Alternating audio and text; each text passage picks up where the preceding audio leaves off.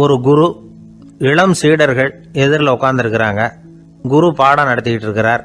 சீடர்களுக்கு ஒரு ஆசை, அதாவது ஒரு முக்கியமான மந்திரத்தை நம்ம குருநாதர்கிட்ட இருந்து கற்றுக்கணும் அப்படிங்கிறது அவங்க ஆசை. அது என்ன மந்திரம்னா, இறந்தவரை உயிர்ப்பிக்கக்கூடிய புனித மந்திரம், அதாவது செத்தவங்களுக்கு மீண்டும் உயிர் உண்டாக்குகிற மந்திரம். குருவே, தயவு பண்ணி அந்த மந்திரத்தை எங்களுக்கு உபதேசிக்கணும் அப்படின்னு கேட்டாங்க. அது ரொம்ப ஆபத்தானது, அது என்னத்துக்கு உங்களுக்கு வேண்டாமேன்னாராம் குரு. எங்களுடைய நம்பிக்கை உறுதிப்படுறதுக்காகத்தான் கேட்குறோம், வேற ஒன்றும் இல்லை அப்படின்னு நாங்களாம் சீடர்கள். பக்குவப்படாத அறிவுங்கிறது ரொம்ப ஆபத்தானது அப்படின்னாராம் குரு. இது சீடர்களுக்கு புரியல. அது எப்படிங்க பக்குவப்படாத அறிவு ஆபத்தானதுன்னு சொல்றீங்க, அப்படின்னா என்ன அப்படின்னு கேட்டிருக்காங்க சீடர்கள். குரு அதுக்கு விளக்கம் கொடுத்தாராம். அந்த மந்திரத்தை எப்போ பயன்படுத்தணுங்கிறது முக்கியம். அதை அறியக்கூடிய ஞானம் ஏற்படுகிற வரைக்கும் அதை தெரிஞ்சுக்காம இருக்கிறது தான் நல்லது, இல்லைன்னா ஆபத்துன்னாராம். ஆனால் அந்த சீடர்கள் அதை கேட்குற மாதிரி இல்லை, ரொம்ப பிடிவாதம் பண்ண ஆரம்பிச்சுட்டாங்க. சரி வாங்க சொல்கிறேன்னார் குரு. எல்லாரும் வந்தாங்க. அந்த புனித மந்திரத்தை அவங்களுக்கு ரகசியமாக உபதேசம் பண்ணார்.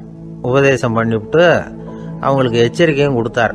இந்த மந்திரத்தை நல்லா ஆராய்ச்சி பார்த்ததுக்கு அப்புறம் தான் உச்சரிக்கணும், அவசரப்பட்டு எதுவும் செஞ்சிடக்கூடாது அப்படின்னு ஒரு தடவைக்கு பல தடவை எச்சரிக்கை கொடுத்தார். சரின்னு சொல்லிவிட்டு அவங்கெல்லாம் மந்திரத்தை கற்றுக்கிட்டு எழுந்திரிச்சு போயிட்டாங்க. ஒரு நாள் அந்த சீடர்கள் எல்லாம் மணற்பாங்கான இடத்துல அப்படியே நடந்து போயிட்டு இருக்கிறாங்க. ஒரு பாலைவன பகுதி மாதிரி ஒரு இடம்.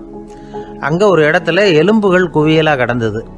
உடனே இந்த சீடர்கள் முன்ன பின்ன யோசிக்காம, தியானமும் பண்ணாம, அந்த மந்திரத்தோட பயனை சோதிச்சு பார்க்கணும் அப்படின்னு நினச்சிக்கிட்டு அந்த மந்திரத்தை உச்சரிக்க ஆரம்பிச்சிட்டாங்க. அவ்வளவுதான். உடனே என்னாச்சு தெரியுமா, அந்த எலும்புகள் எல்லாம் ஓநாய்களாக மாறி அவங்கள துரத்த ஆரம்பிச்சுட்டுது. சீடர்கள் எல்லாம் தலைதெறிக்க ஓட ஆரம்பிச்சிட்டாங்க. ஓநாய்களும் விடலை, அவங்கள துரத்தி பிடிச்சி கடிச்சு கொதற ஆரம்பிச்சுட்டுது. அப்போதான் அந்த சீடர்களுக்கு குரு சொன்ன அறிவுரையோட அர்த்தம் புரிஞ்சுது. பக்குவப்படாத அறிவு ஆபத்தானது அப்படிங்கிறது. அதனால இதிலிருந்து நாம் தெரிஞ்சுக்க வேண்டியது என்னன்னா, நாம் நம்ம அறிவை வளர்த்துக்கிட்டா மட்டும் போதாது, அந்த அறிவை எப்போ எப்படி பயன்படுத்தணும் அப்படிங்கிற பக்குவமும் நமக்கு வரணும். அப்போ தான் வாழ்க்கை நல்லபடியாக அமையும், இல்லைன்னா இடைஞ்சல் தான். இந்த காலத்தில் சில சின்ன பிள்ளைங்களுக்கே அறிவு ரொம்ப பக்குவப்பட்டிருக்குங்கிறத உணர முடியுது. ஒரு சின்ன பையன் பள்ளிக்கூடத்தில் மார்க் லிஸ்ட் கொடுத்தாங்க, வாங்கிக்கிட்டு அவசரமாக வீட்டுக்கு ஓடினான். எதிரில் வந்த ஒருத்தர் கேட்டார், என்ன அவசரம், ஏன் இப்படி வேகமாக ஓடுறேன்னார். எங்கள் அம்மா கிட்ட அடி வாங்கணும், அதுக்காக தான் ஓடுறேன்னா. அடி வாங்கிறதுக்கா இவ்வளவு அவசரம்னார் அவர். அப்படி இல்லைங்க, நான் போகிறதுக்குள்ளே எங்கள் அப்பா வீட்டுக்கு வந்துட்டாருன்னா அவர்கிட்ட அடி வாங்க வேண்டியிருக்கும், அதை அவாய்ட் பண்ணுறதுக்காக இப்படி ஓடுறேன் அப்படின்னு நானும் அந்த பையன். இந்த உலகத்தில் எல்லாருக்கும் மகிழ்ச்சி தரக்கூடிய ஒரு பொருள் எது? இது ஒரு முக்கியமான கேள்வி. இந்த கேள்விக்கு பொருத்தமான ஒரு பதிலை உங்களால் சொல்ல முடியுமா? அதாவது கொஞ்சம் யோசித்து பார்த்தா பணம்னு சொல்லலாமா? இப்போ கையில் காசு இல்லாதவங்ககிட்ட ஒரு 10 ரூபாயை கொடுத்தா அது அவனுக்கு சந்தோஷத்தை கொடுக்கும். ஏற்கனவே வருமான வரி பிரச்சனையில் சிக்கி இருக்கிறவர்கிட்ட இன்னும் கொஞ்சம் பணம் இருந்தாங்கன்னு சொல்லி கொடுத்தோம்னா அது அவருக்கு சங்கடத்தை தான் கொடுக்கும். அதனால் அந்த கேள்விக்கு பணம்ங்கிறது பொருத்தமான பதிலாக இருக்க முடியாது. கேள்வி என்னன்னா, இந்த உலகத்தில் எல்லாருக்கும் மகிழ்ச்சி தரக்கூடிய ஒரு பொருள் எது? சரி, இனிப்புன்னு சொல்லலாமா? ஏன்னா எல்லாருக்கும் இனிக்க தானே செய்யும். அதுலேயும் ஒரு சிக்கல் இருக்குது. சர்க்கரை வியாதிக்காரங்களுக்கு அது என்ன சந்தோஷத்தையாக கொடுக்கும்? ஆக எல்லாருக்கும் வேறுபாடு எதுவும் இல்லாமல் மகிழ்ச்சியை கொடுக்கக்கூடியது வேற ஏதோ ஒன்று இருக்குது. அது என்னன்னு கண்டுபிடிக்கணும். அதுதான் இன்றைக்கி தகவல். இப்போ அதை கண்டுபிடிக்கணும்னா இந்த கதையை கேட்கணும். அது என்ன கதைன்னா, ஒரு ஊரில் ஒரு ராஜா இருந்தார். அவருக்கும் இதே சந்தேகம் வந்துட்டுது. அதாவது எல்லாருக்கும் இன்பம் தரக்கூடிய பொருள் எது அப்படின்னு. இதுக்கு பதில் தெரிஞ்சுக்கிறதுக்கு ஆசைப்பட்டார். சரி, அதுக்கு என்ன செய்யலாம்னு யோசனை பண்ணார். நாட்டு மக்களுக்கு பகிரங்கமாக ஒரு அறிவிப்பு கொடுத்தார். நம்ம நாட்டு மக்கள் இன்பம் தரக்கூடிய பொருள் எதுன்னு நினைக்கிறாங்களோ அதை கொண்டுகிட்டு அரண்மனையில் உள்ள கண்காட்சி மண்டபத்தில் வைக்கலாம். அப்படி அவங்க வைக்கிற பொருள்களில் எது எல்லாருக்கும் இன்பம் தரக்கூடியதாக இருக்குமோ அதை வச்சவருக்கு 1000 பொற்காசுகள் பரிசு அப்படின்னு அறிவிப்பு கொடுத்துட்டார். ஜனங்கள் இந்த அறிவிப்பை கேட்டாங்க. அதுக்கப்புறம் சும்மா இருப்பாங்களா? 1000 பொற்காசுன்னா சும்மாவா? அவங்க கையில் என்னென்ன கிடைச்சதோ அதையெல்லாம் கொண்டாந்து அரண்மனை காட்சி மண்டபத்தில் வச்சுட்டாங்க. அதுக்கப்புறமா ராஜா அங்கே வந்தார். ஒவ்வொன்றா பார்த்துக்கிட்டே வந்தார். முதல்ல ஒரு குயில் இருந்தது, இனிமையாக பாடக்கூடிய குயில். இந்த குயிலோட இன்னிசை எல்லாருக்கும் இன்பம் தரக்கூடியது தான். இருந்தாலும் காது கேட்காதவங்களுக்கு இந்த இசை எப்படி இன்பம் தர முடியும்? அதனால் இது சரியில்லைன்னு விட்டார். அடுத்தபடியாக போனார். அங்கே என்ன வச்சுருக்குறாங்கன்னு பார்த்தா ஒரு அழகான மயில் அங்கே தோகை விரித்து ஆடிக்கிட்டு இருக்குது. இந்த மயிலோட ஆட்டம் மனசுக்கு இன்பம் தரக்கூடியது தான். இருந்தாலும் பார்வை இல்லாதவங்க இந்த ஆட்டத்தை பார்த்து ரசிக்க முடியுமா? முடியாது. அதனால் இதுவும் சரியில்லை அப்படின்னு சொல்லிவிட்டார். அதுக்கு அடுத்தபடியாக போனார். பல வகையான இனிப்பு பண்டங்களை வச்சுருந்தாங்க. பார்த்தார், வயசானவங்களுக்கும் நோயாளிகளுக்கும் இது இன்பம் தராது, துன்பம் தான் கொடுக்கும் அப்படின்னார். இப்படி ஒவ்வொன்றா பார்த்துக்கிட்டே போகிறார். அழகான மலர்கள், கனிகள், ஓவியங்கள் எதுவுமே பொருத்தமாக தெரியல. சகல பேருக்கும் இன்பம் தரக்கூடிய வகையில் எதுவும் இல்லை. கடைசியாக வந்தார். அங்கே ஒரு களிமண் பொம்மை இருந்தது. அது என்ன பொம்மை தெரியுமா? பசியால் வாடி இருக்கிற ஒருத்தருக்கு ஒரு அம்மா இனிமையாக பேசிக்கிட்டு சோறு போடுறது மாதிரி அந்த பொம்மையை செஞ்சுருந்தாங்க. அதுக்கு கீழே அன்பு அப்படின்னு எழுதியிருந்ததுதான். ராஜா பளிச்சுன்னு ஒரு முடிவுக்கு வந்தார். அந்த பொம்மையை செஞ்ச சிற்பியை வரவழைச்சார், பரிசு கொடுத்தார். அன்பு ஒன்று தான் எல்லாருக்கும் இன்பம் அளிக்கக்கூடிய பொருள். காது கேட்காதவங்களும் அதை கேட்க முடியும், பார்வை இல்லாதவங்களும் அதை பார்க்க முடியும், குழந்தைகளும் அதை உணர முடியும் அப்படின்னு அதுக்கு விளக்கம் கொடுத்தார் அந்த மன்னர். இந்த உலகத்தில் எல்லாருக்கும் மகிழ்ச்சி தரக்கூடிய ஒரு பொருள் அன்பு தான். அதை புரிஞ்சுக்கிட்டு தான் சில கணவன்மார்கள் மனைவி பேரில் ரொம்ப அன்பை காட்டிக்கிறது வழக்கம். ஒரு வீட்டு வாசப்படி பக்கமாக மழைக்கு ஒதுங்கினார் ஒருத்தர். மழை தூரிக்கிட்டு இருந்தது, இருட்டு நேரம். அந்த வீட்டில் இருந்தவர், இன்னைக்கு ராத்திரி வேணும்னா இங்கேயே தங்கிட்டு காலையில் போங்க அப்படின்னார். உடனே இவர் சொன்னார், ரொம்ப நன்றிங்க, ஒரு 10 நிமிஷத்தில் இதை வந்துவிடுறேன் அப்படின்னு சொல்லிவிட்டு எங்கேயோ ஓடினார். 10 நிமிஷம் கழித்து திரும்பி வந்தார். ஆமாம், எங்கே போயிட்டு வந்தீங்கன்னு கேட்டார் வீட்டில் இருந்தவர். நேராக எங்கள் வீட்டுக்கு போய் மனைவி கிட்ட இன்னைக்கு ராத்திரி இங்கேயே தங்கிக்கிறேன்னு சொல்லிவிட்டு வந்துவிட்டேன் அப்படின்னார் அவர். அன்புல இது ஒரு ரகம். இந்த உலகத்தில் எவ்வளவோ உயிரினங்கள் இருக்குது. ஒவ்வொன்றும் ஒவ்வொரு விதமாக சண்டை போடுது. இப்போ 2 மாடு சண்டை போட்டுக்குதுன்னு வச்சுங்க, என்ன பண்ணும்? 2 முட்டிக்கும். அதுக்கு சண்டை போடுறதுக்கு ஆயுதமாக உபயோகப்படுறது அதோட கொம்பு. 2 சேவல் சண்டை போட்டுக்குதுன்னு வச்சுங்க, அதுக்கு ஆயுதமாக உபயோகப்படுறது அதோட கால் நகம். காலால் தான் அது ஒன்றோட ஒன்று சண்டை போட்டுக்கும். ஆனால் 2 மனுஷன் சண்டை போட்டுக்கிறான்னு வச்சுங்க, இவன் இன்னதை தான் ஆயுதமாக உபயோகப்படுத்துவான்னு குறிப்பிட்டு சொல்ல முடியாது. கல்லை எடுப்பான், கத்தி எடுப்பான், துப்பாக்கி எடுப்பான், என்ன வேணாலும் பண்ணுவான். வாயால் திட்டுவான், கையால் அடிப்பான், காலால் உதைப்பான், சகலகலா வல்லவன். விலங்குகள்லாம் பொதுவாக வாயை சாப்பிட்றதுக்கு மட்டும்தான் உபயோகப்படுத்துது. ஆனால் இவனுக்கு சாப்பிட்றதுக்கும் அதுதான், சாப்பிட்டு விட்டு திட்டுறதுக்கும் அதுதான். ஆனால் ஒரு விஷயத்தில் மட்டும் கெட்டிக்கிறேன். அதாவது நாம் சண்டை போட்டுக்கிட்டாலும் பரவாயில்லை, கோழிகள் சண்டை போடாமல் இருக்கணும் அப்படின்னு ஆசைப்படுறான். எதுக்காக? கோழிகள் சண்டை போடாமல் இருந்தால் நிறைய முட்டைகள் போடுமா, அதுக்காக தான் இந்த அக்கறை. கோழி பண்ணை வச்சுருக்கிறவங்களுக்கு இது ஒரு பெரிய பிரச்சனை. அதாவது பண்ணையில் இருக்கிற கோழிகளுக்குள்ளே அடிக்கடி சண்டை வந்துடும். அதனால் முட்டை உற்பத்தி குறைஞ்சிரும். சரி, இதுக்கு என்ன பண்ணுறது? பண்ணையில் போய் உட்காந்துக்கிட்டு தினமும் பஞ்சாயத்து பேசிகிட்டு இருக்க முடியுமா? அமெரிக்காவில் கோழி பண்ணை வச்சுருக்கிற ஒருத்தர் இதை பற்றி யோசனை பண்ணி பார்த்தாராம். ஒரு வழியையும் கண்டுபிடிச்சிருக்கார். கோழிக்கெல்லாம் மூக்கு கண்ணாடி மாட்டி விட்டுட்டோம்னா அது சண்டை போடுற குணம் குறைஞ்சிரும், முட்டை அதிகமாகிடும். அந்த கண்ணாடியில் உள்ள லென்ஸு சிவப்பு நிறத்தில் இருக்கணும், அவ்வளவுதான் அப்படின்னு அவர் கண்டுபிடிச்சாராம். இது ஏற்கனவே நடைமுறையில் கண்டுபிடிக்கப்பட்ட ஒரு விஷயம். ஆனால் எல்லா கோழிக்கும் சிவப்பு மூக்கு கண்ணாடி எப்படி மாட்டி விடுறது? அப்படியே மாட்டி விட்டாலும் அது நழுவாமல் இருக்கணுமே. இப்போ நாமெல்லாம் நடு விரலால் மூக்கு கண்ணாடி நடுவில் தொட்டு அப்படி ஸ்டைலாக சரி பண்ணிக்கிறோம். அது மாதிரி கோழி எப்படி சரி பண்ணிக்கும்? இதுதான் பிரச்சனை. இதுக்கு அவர் என்ன வழி கண்டுபிடிச்சாருன்னா, கோழிக்கெல்லாம் மூக்கு கண்ணாடிக்கு பதிலாக விழியொட்டு வில்லைகள், கான்டாக்ட் லென்ஸ், அதை பொருத்தி விட்டா என்ன அப்படின்னு யோசனை பண்ணார். அதே மாதிரி பண்ணார். அதே மாதிரி செஞ்சு பார்த்தார், வெற்றி. அதுக்கப்புறம் கோழியெல்லாம் சண்டை போட்டுக்கலையாம், சமாதான பிரியர்களாக ஆகிட்டு தான். கோழிகளுக்கு இயல்பாகவே சண்டை போடுற குணம் உண்டு. ஆனால் அதோட கண்ணுக்கு பார்க்குற பொருள்லாம் ரோஜா நிறத்துலையோ அல்லது இன்னும் சொல்ல போனால் அழுத்தமான சிவப்பு நிறத்துலையோ தெரிஞ்சதுன்னா சண்டை போடுற குணம் குறைஞ்சிருதான். அந்த சமயத்தில் அது அதிகமாகவும் முட்டையிட ஆரம்பிச்சுடுதான். அதே நேரத்தில் இறை எடுக்கிறத கூட குறைச்சிக்குதான். இது ஏன் இப்படி பண்ணுதுங்கிறது விஞ்ஞானிகளுக்கு இன்னமும் புரியலையா. எப்படியோ அமெரிக்க கோழிகள்லாம் கான்டாக்ட் லென்ஸ் பொருத்திக்க ஆரம்பித்தாச்சு. கோழி கழுத்தை பிடிச்சிக்கிட்டு ஒரு சில வினாடிகளில் அதை பொருத்தி போடுறாங்களாம். கோழியோட ஆயுள் பூரா அது அப்படியே இருக்குமா. பண்ணையில் முட்டை உற்பத்தி குறைஞ்சா இது மாதிரி விஞ்ஞானபூர்வமாக பரிகாரம் தேடுறது தான் நல்லது. நமக்கு வேண்டியப்பட்ட ஒருத்தர் அவர் ஒரு கோழி பண்ணை வச்சுருந்தார். அந்த பண்ணையில் பாதி கோழி திடீர்னு செத்து போச்சு. உடனே ஒரு கால்நடை மருத்துவர்கிட்ட போக வேண்டியது தானே. அங்கே போகல. உள்ளூரில் மந்திரம் பண்ணிகிட்டு இருந்த ஒரு சாமியார்கிட்ட போனார். அவர் காலில் விழுந்தார்.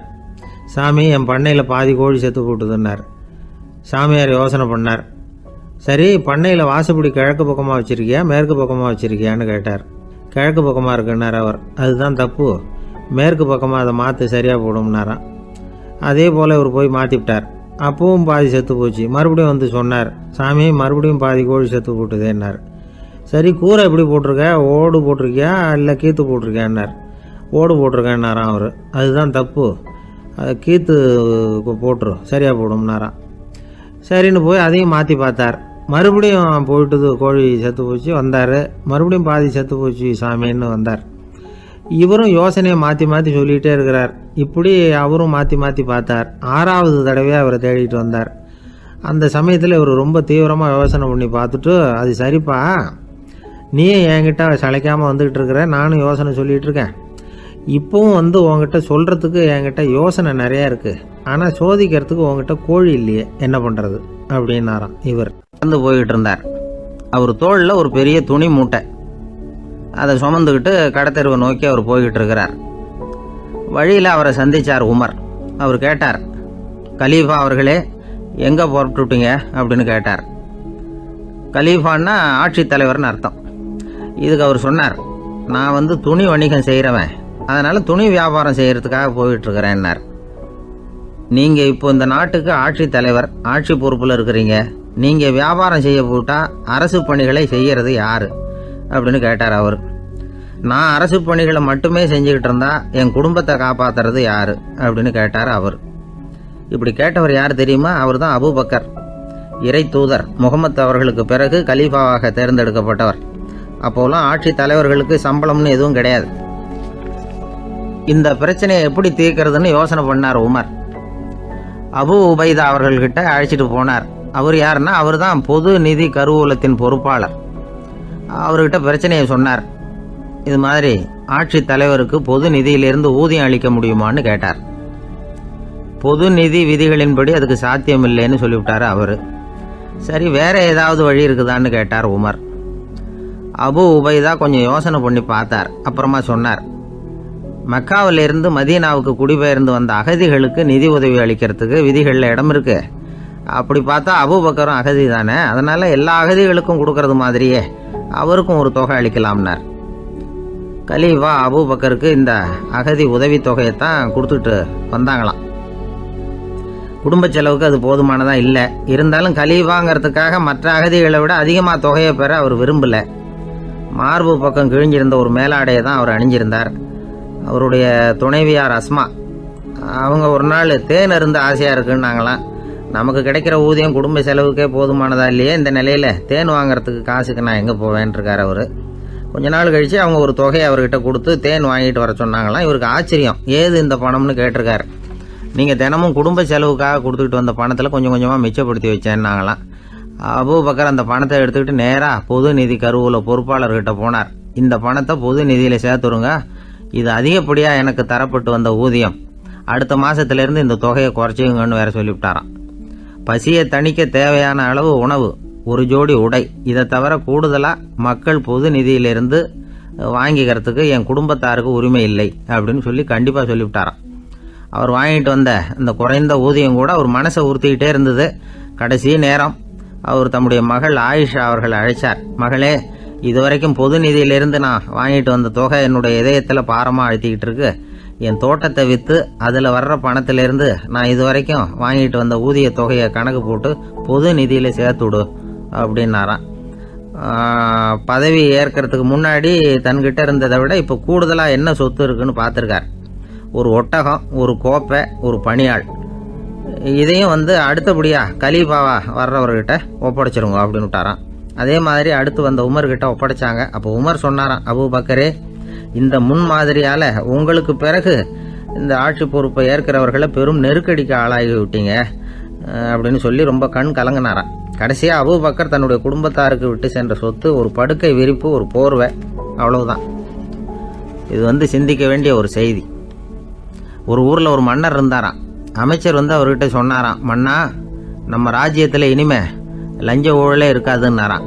ஆஹா, அப்படின்னா ஊழல் பேர் வழிகளையெல்லாம் நாடு கடத்தியாச்சா அப்படின்னு கேட்டிருக்காரு மன்னர். இதுக்கு அவர், அப்படி இல்லைங்க, இனிமே கொடுக்கறதுக்கு ஜனங்கள்கிட்ட பணமே இல்லை அப்படின்னாராம்.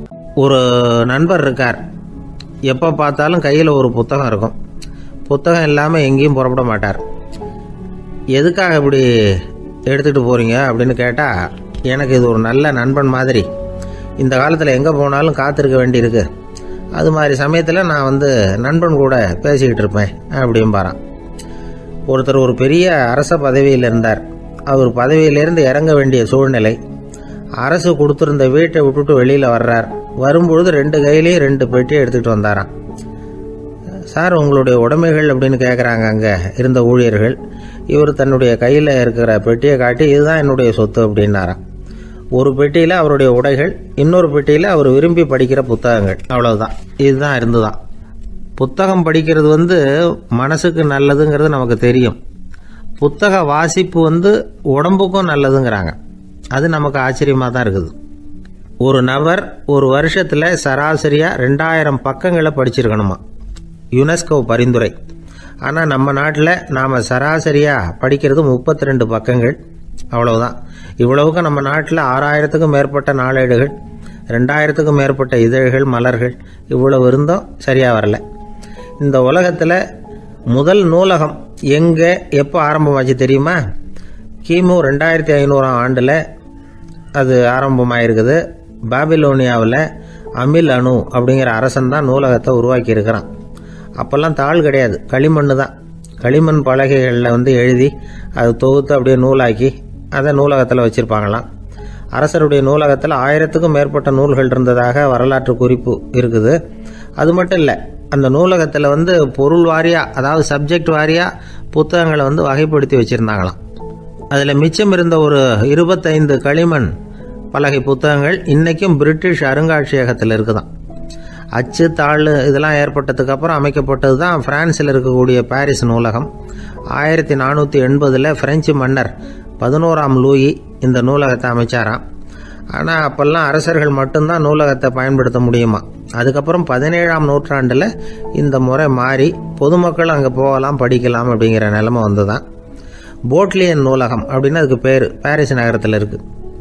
அங்கே தான் நூல்களின் பட்டியல் தயாரிப்பு பணி ஆரம்பமாச்சு. கல்வி வளர்ச்சியையும் நூலகத்தையும் இணைச்சவர் நெப்போலியன் போனபார்ட். முன்பணம் செலுத்தி புத்தகத்தை படிக்கிற முறையையும் அவர் தான் கொண்டுகிட்டு வந்தாராம். மக்கள்கிட்ட வசூலிக்கிற வரியின் ஒரு பகுதியை நூலகத்துக்கு பயன்படுத்தினவரும் அவர் தானா.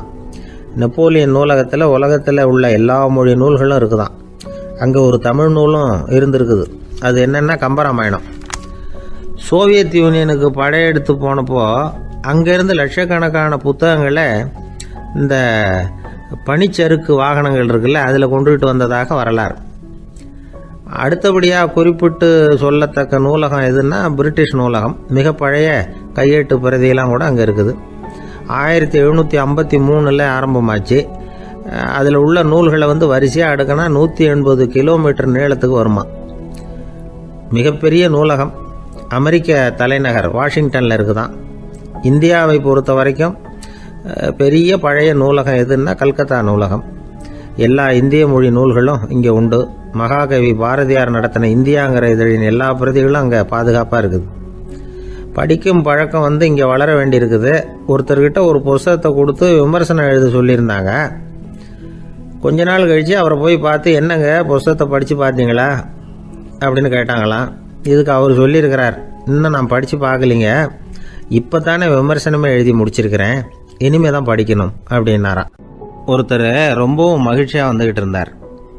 என்ன விஷயம்னு விசாரித்தேன். நான் தோற்று போயிட்டேன், அதுதான் மனசுக்கு மகிழ்ச்சியாக இருக்குது அப்படின்னார். எனக்கு இது ரொம்ப ஆச்சரியமாக போச்சு. இந்த உலகத்தில் தோற்று போகிறவங்க யாரும் மகிழ்ச்சியாக இருக்கிறது இல்லை. அப்படி இருக்கிறப்ப இவர் இப்படி சொல்கிறாரே, எங்கே தோற்று போனீங்கன்னு கேட்டேன். அதுக்கப்புறம் தான் அவர் விவரமாக சொன்னார். என்னோட 5 வயசு குழந்தையோட நான் விளையாடிக்கிட்டு இருந்தேன். அந்த விளையாட்டில் என் குழந்தை ஜெயிச்சுட்டுது, நான் தோற்று போயிட்டேன். அப்படின்னார் ரொம்ப உற்சாகமாக. நான் யோசித்து பார்த்தேன்.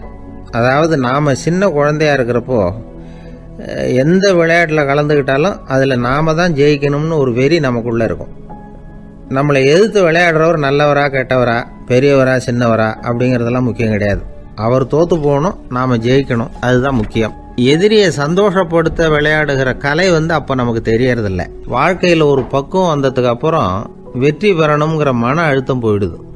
போட்டியில் ஜெயிக்கணுங்கிறத விட குழந்தைய சந்தோஷப்படுத்தணுங்கிறது முக்கியமாக போச்சு. ஜெயிக்கணுங்கிற வெறி ஓடி போட்டுது. ஒரு குழந்தையா இருந்தப்போ நம்ம வளர்ச்சிக்கு உதவிய வெறி பெரியவனானதுக்கு பிறகு நமக்கு எதிரியாக மாறுது. அதை சரியான சமயத்தில் நாம் புரிஞ்சுக்கிட்டோம்னா போதும், நாம் பொழைச்சிக்கலாம். ஒவ்வொரு மனுஷனுமே வாழ்க்கையோட அடுத்த கட்ட வளர்ச்சியில் அடி எடுத்து வைக்கிற நேரத்தில் தன்கிட்ட இருந்து ஏதோ ஒரு குணத்தை அல்லது தன் குணம் இருந்த ஏதோ ஒரு உறவை நாம் இழக்கத்தான் வேண்டியிருக்குது. ஒரு கட்டம் வரைக்கும் உதவியாக இருந்த குணம் அடுத்த கட்டத்துக்கு தடையாக கூட மாறிடலாம். இந்த பரிமாண மாற்றத்துக்கு உள்ளாகிற ஒவ்வொருத்தரும் பிரத்யட்சமாக இதை உணர்றாங்க. ஆனால் பல பேர் எப்படின்னா பழசை திறந்துவிட்டு புதிய கொள்கைகளை உருவாக்கிக்கிறதுக்கு இஷ்டம் இல்லாமல் இருந்துடுறாங்க, அல்லது அப்படி செய்ய முடியாமல் தவிக்கிறாங்க.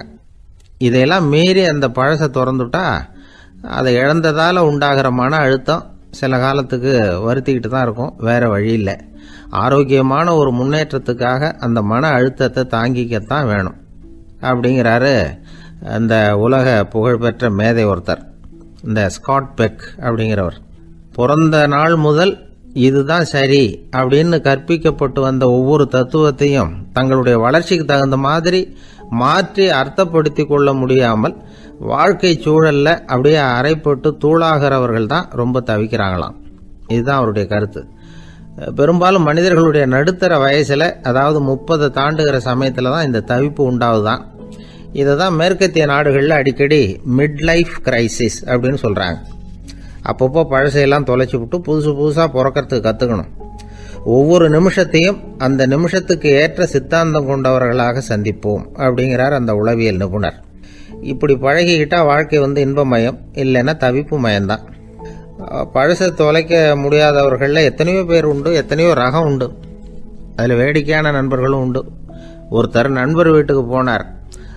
அவர் ஏதோ இனிப்பு பலகாரம் கொடுத்து சாப்பிட சொல்லியிருக்கிறாங்க அவங்க வீட்டில். இவர் சாப்பிட்டு பார்த்துட்டு சொன்னாராம், சார் 6 மாதத்துக்கு முன்னாடி ஒரு தடவை இங்கே வந்தேன், அப்போது ஒரு இனிப்பு பலகாரம் கொடுத்தீங்க, அது இதை விட நல்லா இருந்தது சார் அப்படின்னாராம். அப்போ செஞ்ச அதே இனிப்பு பலகாரம் தான் சார் இதுவும் அப்படின்னாராம் அவர். ஐயா, என்னுடைய நூல் வெளியீட்டு விழாவுக்கு அவசியம் நீங்கள் வரணும் அப்படின்னு கூப்பிட்டார் ஒருத்தர். எப்போ வரணும்னு கேட்டேன். அடுத்த வாரம்னார். சரி, புத்தகம் தயாராகிட்டுதா அப்படின்னு. நாளைக்கு தான் அச்சிக்க கொடுக்க போகிறேன்னார். என்னங்க இது, புத்தகம் அச்சிடுறதுக்கு முன்னாடியே அழைப்புதழை அச்சடிச்சு விட்டீங்களே அப்படின்னு கேட்டேன். அதனால் என்னங்க, அந்த காலம் மாதிரி அப்போல்லாம் அச்சுக்கலை எவ்வளவோ முன்னேறியாச்சுங்க. Linotype, monotype, phototype, laser, இப்படி என்னென்னமோ வந்தாச்சு. இன்றைக்கி கொடுத்தா நாளைக்கே புத்தகம் தயார் அப்படின்னார். இப்படி இந்த அளவுக்கு முன்னேறி இருக்கிற இந்த அச்சுக்கலை ஆரம்பத்தில் எப்படி இருந்தது தெரியுமா?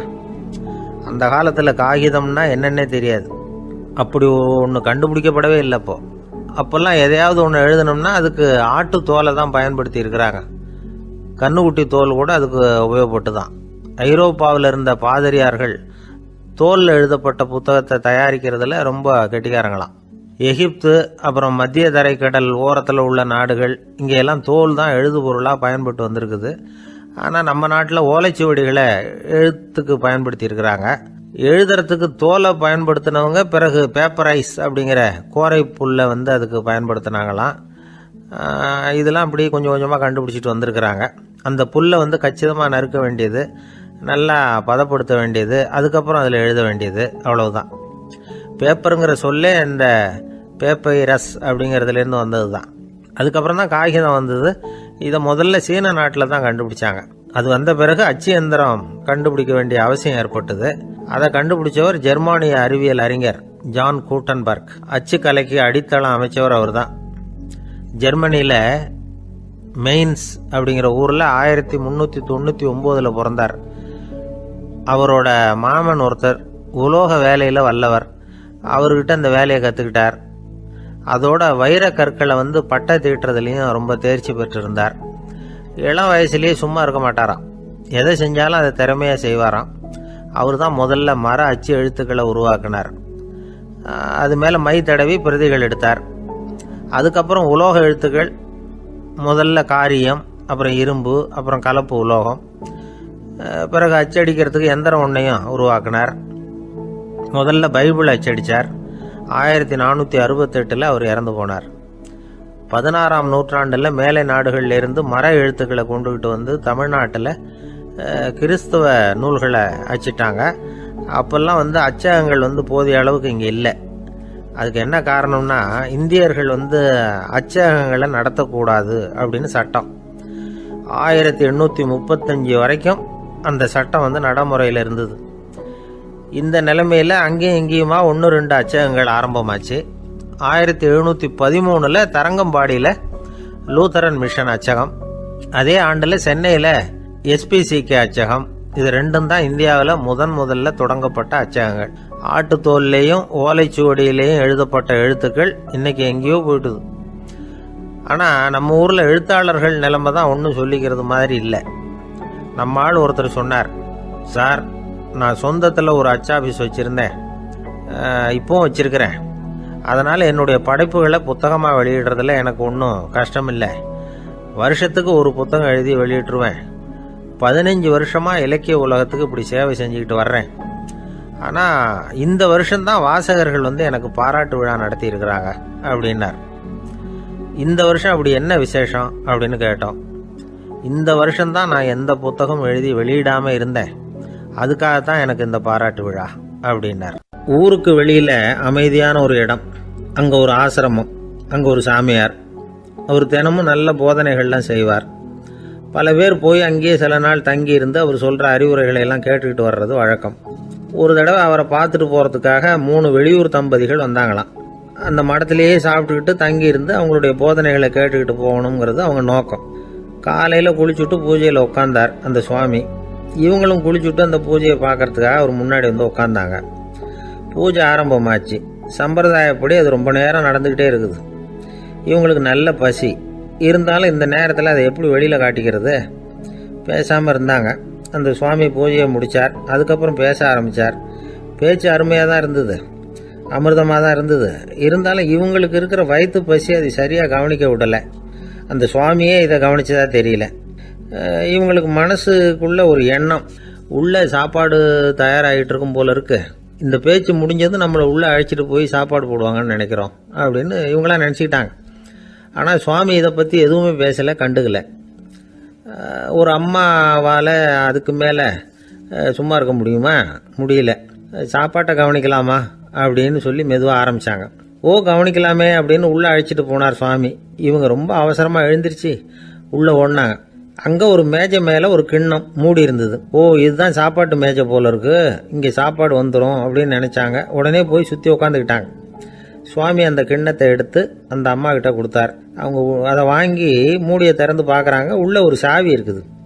ஓ சரிதான், இது சமையலறை சாவி போல இருக்கு, அங்கே போய் அதை திறந்து சாப்பாட்டை நாமே எடுத்துக்கிட்டு வந்து இங்கே வச்சுக்கிட்டு சாப்பிடணும் போல இருக்கு அப்படின்னு நினச்சாங்க. சாவி இருக்கு இல்லையா, வாங்க பூட்டு நிறையா காட்டுறேன் அப்படின்னு சுவாமி அவங்கள அழைச்சிட்டு போனார், காட்டினார். இவங்க அந்த அறையை ரொம்ப ஆவலோடு திறந்தாங்க. உள்ளே பார்த்தா அங்கே அரிசி, பருப்பு, விதவிதமான காய்கறி எல்லாம் இருக்குது. சமையலுக்கு வேண்டிய மிளகாய், எண்ணெய், பால், தயிர், நெய் இப்படி எல்லாமே இருக்குது. அடுப்பு, விறகு, நெருப்பு போட்டி அது கூட அங்கே இருக்குது. சாப்பாடு தயாராக இருக்கும்னு நினச்சிக்கிட்டு போனால் இப்படி இருக்குதே அப்படின்னு சொல்லி அதை பார்த்ததும் ரொம்ப சோர்ந்து போட்டாங்க அவங்க. சுவாமி என்ன இது சாப்பாடு இல்லையா அப்படின்னாங்க. அதுதான் சாப்பாட்டுக்கு வேண்டிய எல்லாம் இங்கே இருக்குதே, அடுப்பு மூட்டி நீங்கள் தான் அவங்கவுங்க ருசிக்கு தகுந்த மாதிரி சமைச்சிக்கணும். இந்த சன்னியாசிக்கு எப்படி சமைக்க தெரியும் அப்படின்னு கேட்டார் சுவாமி. சாப்பாடு தயாராக இருக்கும்னு நாங்கள் எதிர்பார்த்தோம் அப்படின்னாங்க. நீங்கள் இப்படி சொல்லுவீங்கன்னு நானும் எதிர்பார்த்தேன். இது வரைக்கும் நான் எவ்வளவோ தத்துவம்லாம் எடுத்து சொன்னேன். எல்லாத்தையும் விட இதுதான் அனுபவபூர்வமான தத்துவம். ஆண்டவன் நமக்கு நல்ல மனசை கொடுத்துருக்குறான், நல்ல வாய்ப்புகளையும் தந்திருக்கிறான், அதையெல்லாம் பயன்படுத்திக்கக்கூடிய மூளையையும் சிந்தனையையும் கொடுத்துருக்குறான். அதனால் அடுப்பை தான் நீங்கள் மூட்டணும், அடுப்பை நீங்கள் தான் மூட்டணும், உங்களுக்கு உகந்ததை நீங்கள் தான் சமைச்சு ருசித்து அனுபவிக்கணும். ஆண்டவனே அதை செஞ்சுக்கிட்டு இருக்க மாட்டான் அப்படின்னாரான் அந்த சுவாமி. நம்முடைய வாழ்க்கையில் பல நல்ல பலன்களை பெறறதுக்கு நாம தான் முயற்சி பண்ணணும். அதுக்குரிய சூழ்நிலையை தான் ஆண்டவன் கொடுப்பானே தவிர அதை விளக்கறதுக்காக தான் அந்த சுவாமி அப்படி செஞ்சு காட்டியிருக்கிறார். இது ஒரு பெரியவர் இப்படி ஒரு விளக்கம் கொடுத்தார். அதுக்கப்புறம் அந்த 3 தம்பதிகளும் தெளிவடைஞ்சுட்டாங்களாம். நாம் தெளிவடைகிறது எப்போங்கிறது தான் தெரியல அப்படின்னு பல பேர் இதை கேட்டுட்டு சொல்லிட்டு இருக்கிறாங்க. இந்த கதையை நம்முடைய நண்பர் ஒருத்தர்கிட்ட சொன்னேன். அந்த நண்பர் ரொம்ப சந்தோஷப்பட்டார். நீங்கள் சொல்கிறது கரெக்டு சார், ஆனால் நான் அதை விட ஒரு படி மேலே சார். எனக்கெல்லாம் அரிசி பருப்பு இருக்கிற ரூம் எதுன்னு கையை காட்டிட்டா போதும், உடனே கிண்ணத்துலேருந்து சாவியை எடுத்து கொடுக்கணுங்கிற அவசியம்லாம் இல்லை எனக்கு. அப்புறம் எப்படி ரூமை திறந்துருவீங்க அப்படின்னு கேட்டேன். பூட்டை உடைச்சி திறந்துருவேன், அதுதான் எனக்கு பழக்கம் அப்படிங்கிறார். ஒரு காலத்தில் பிரஷ்யா அப்படின்னு ஒரு தேசம் இருந்தது.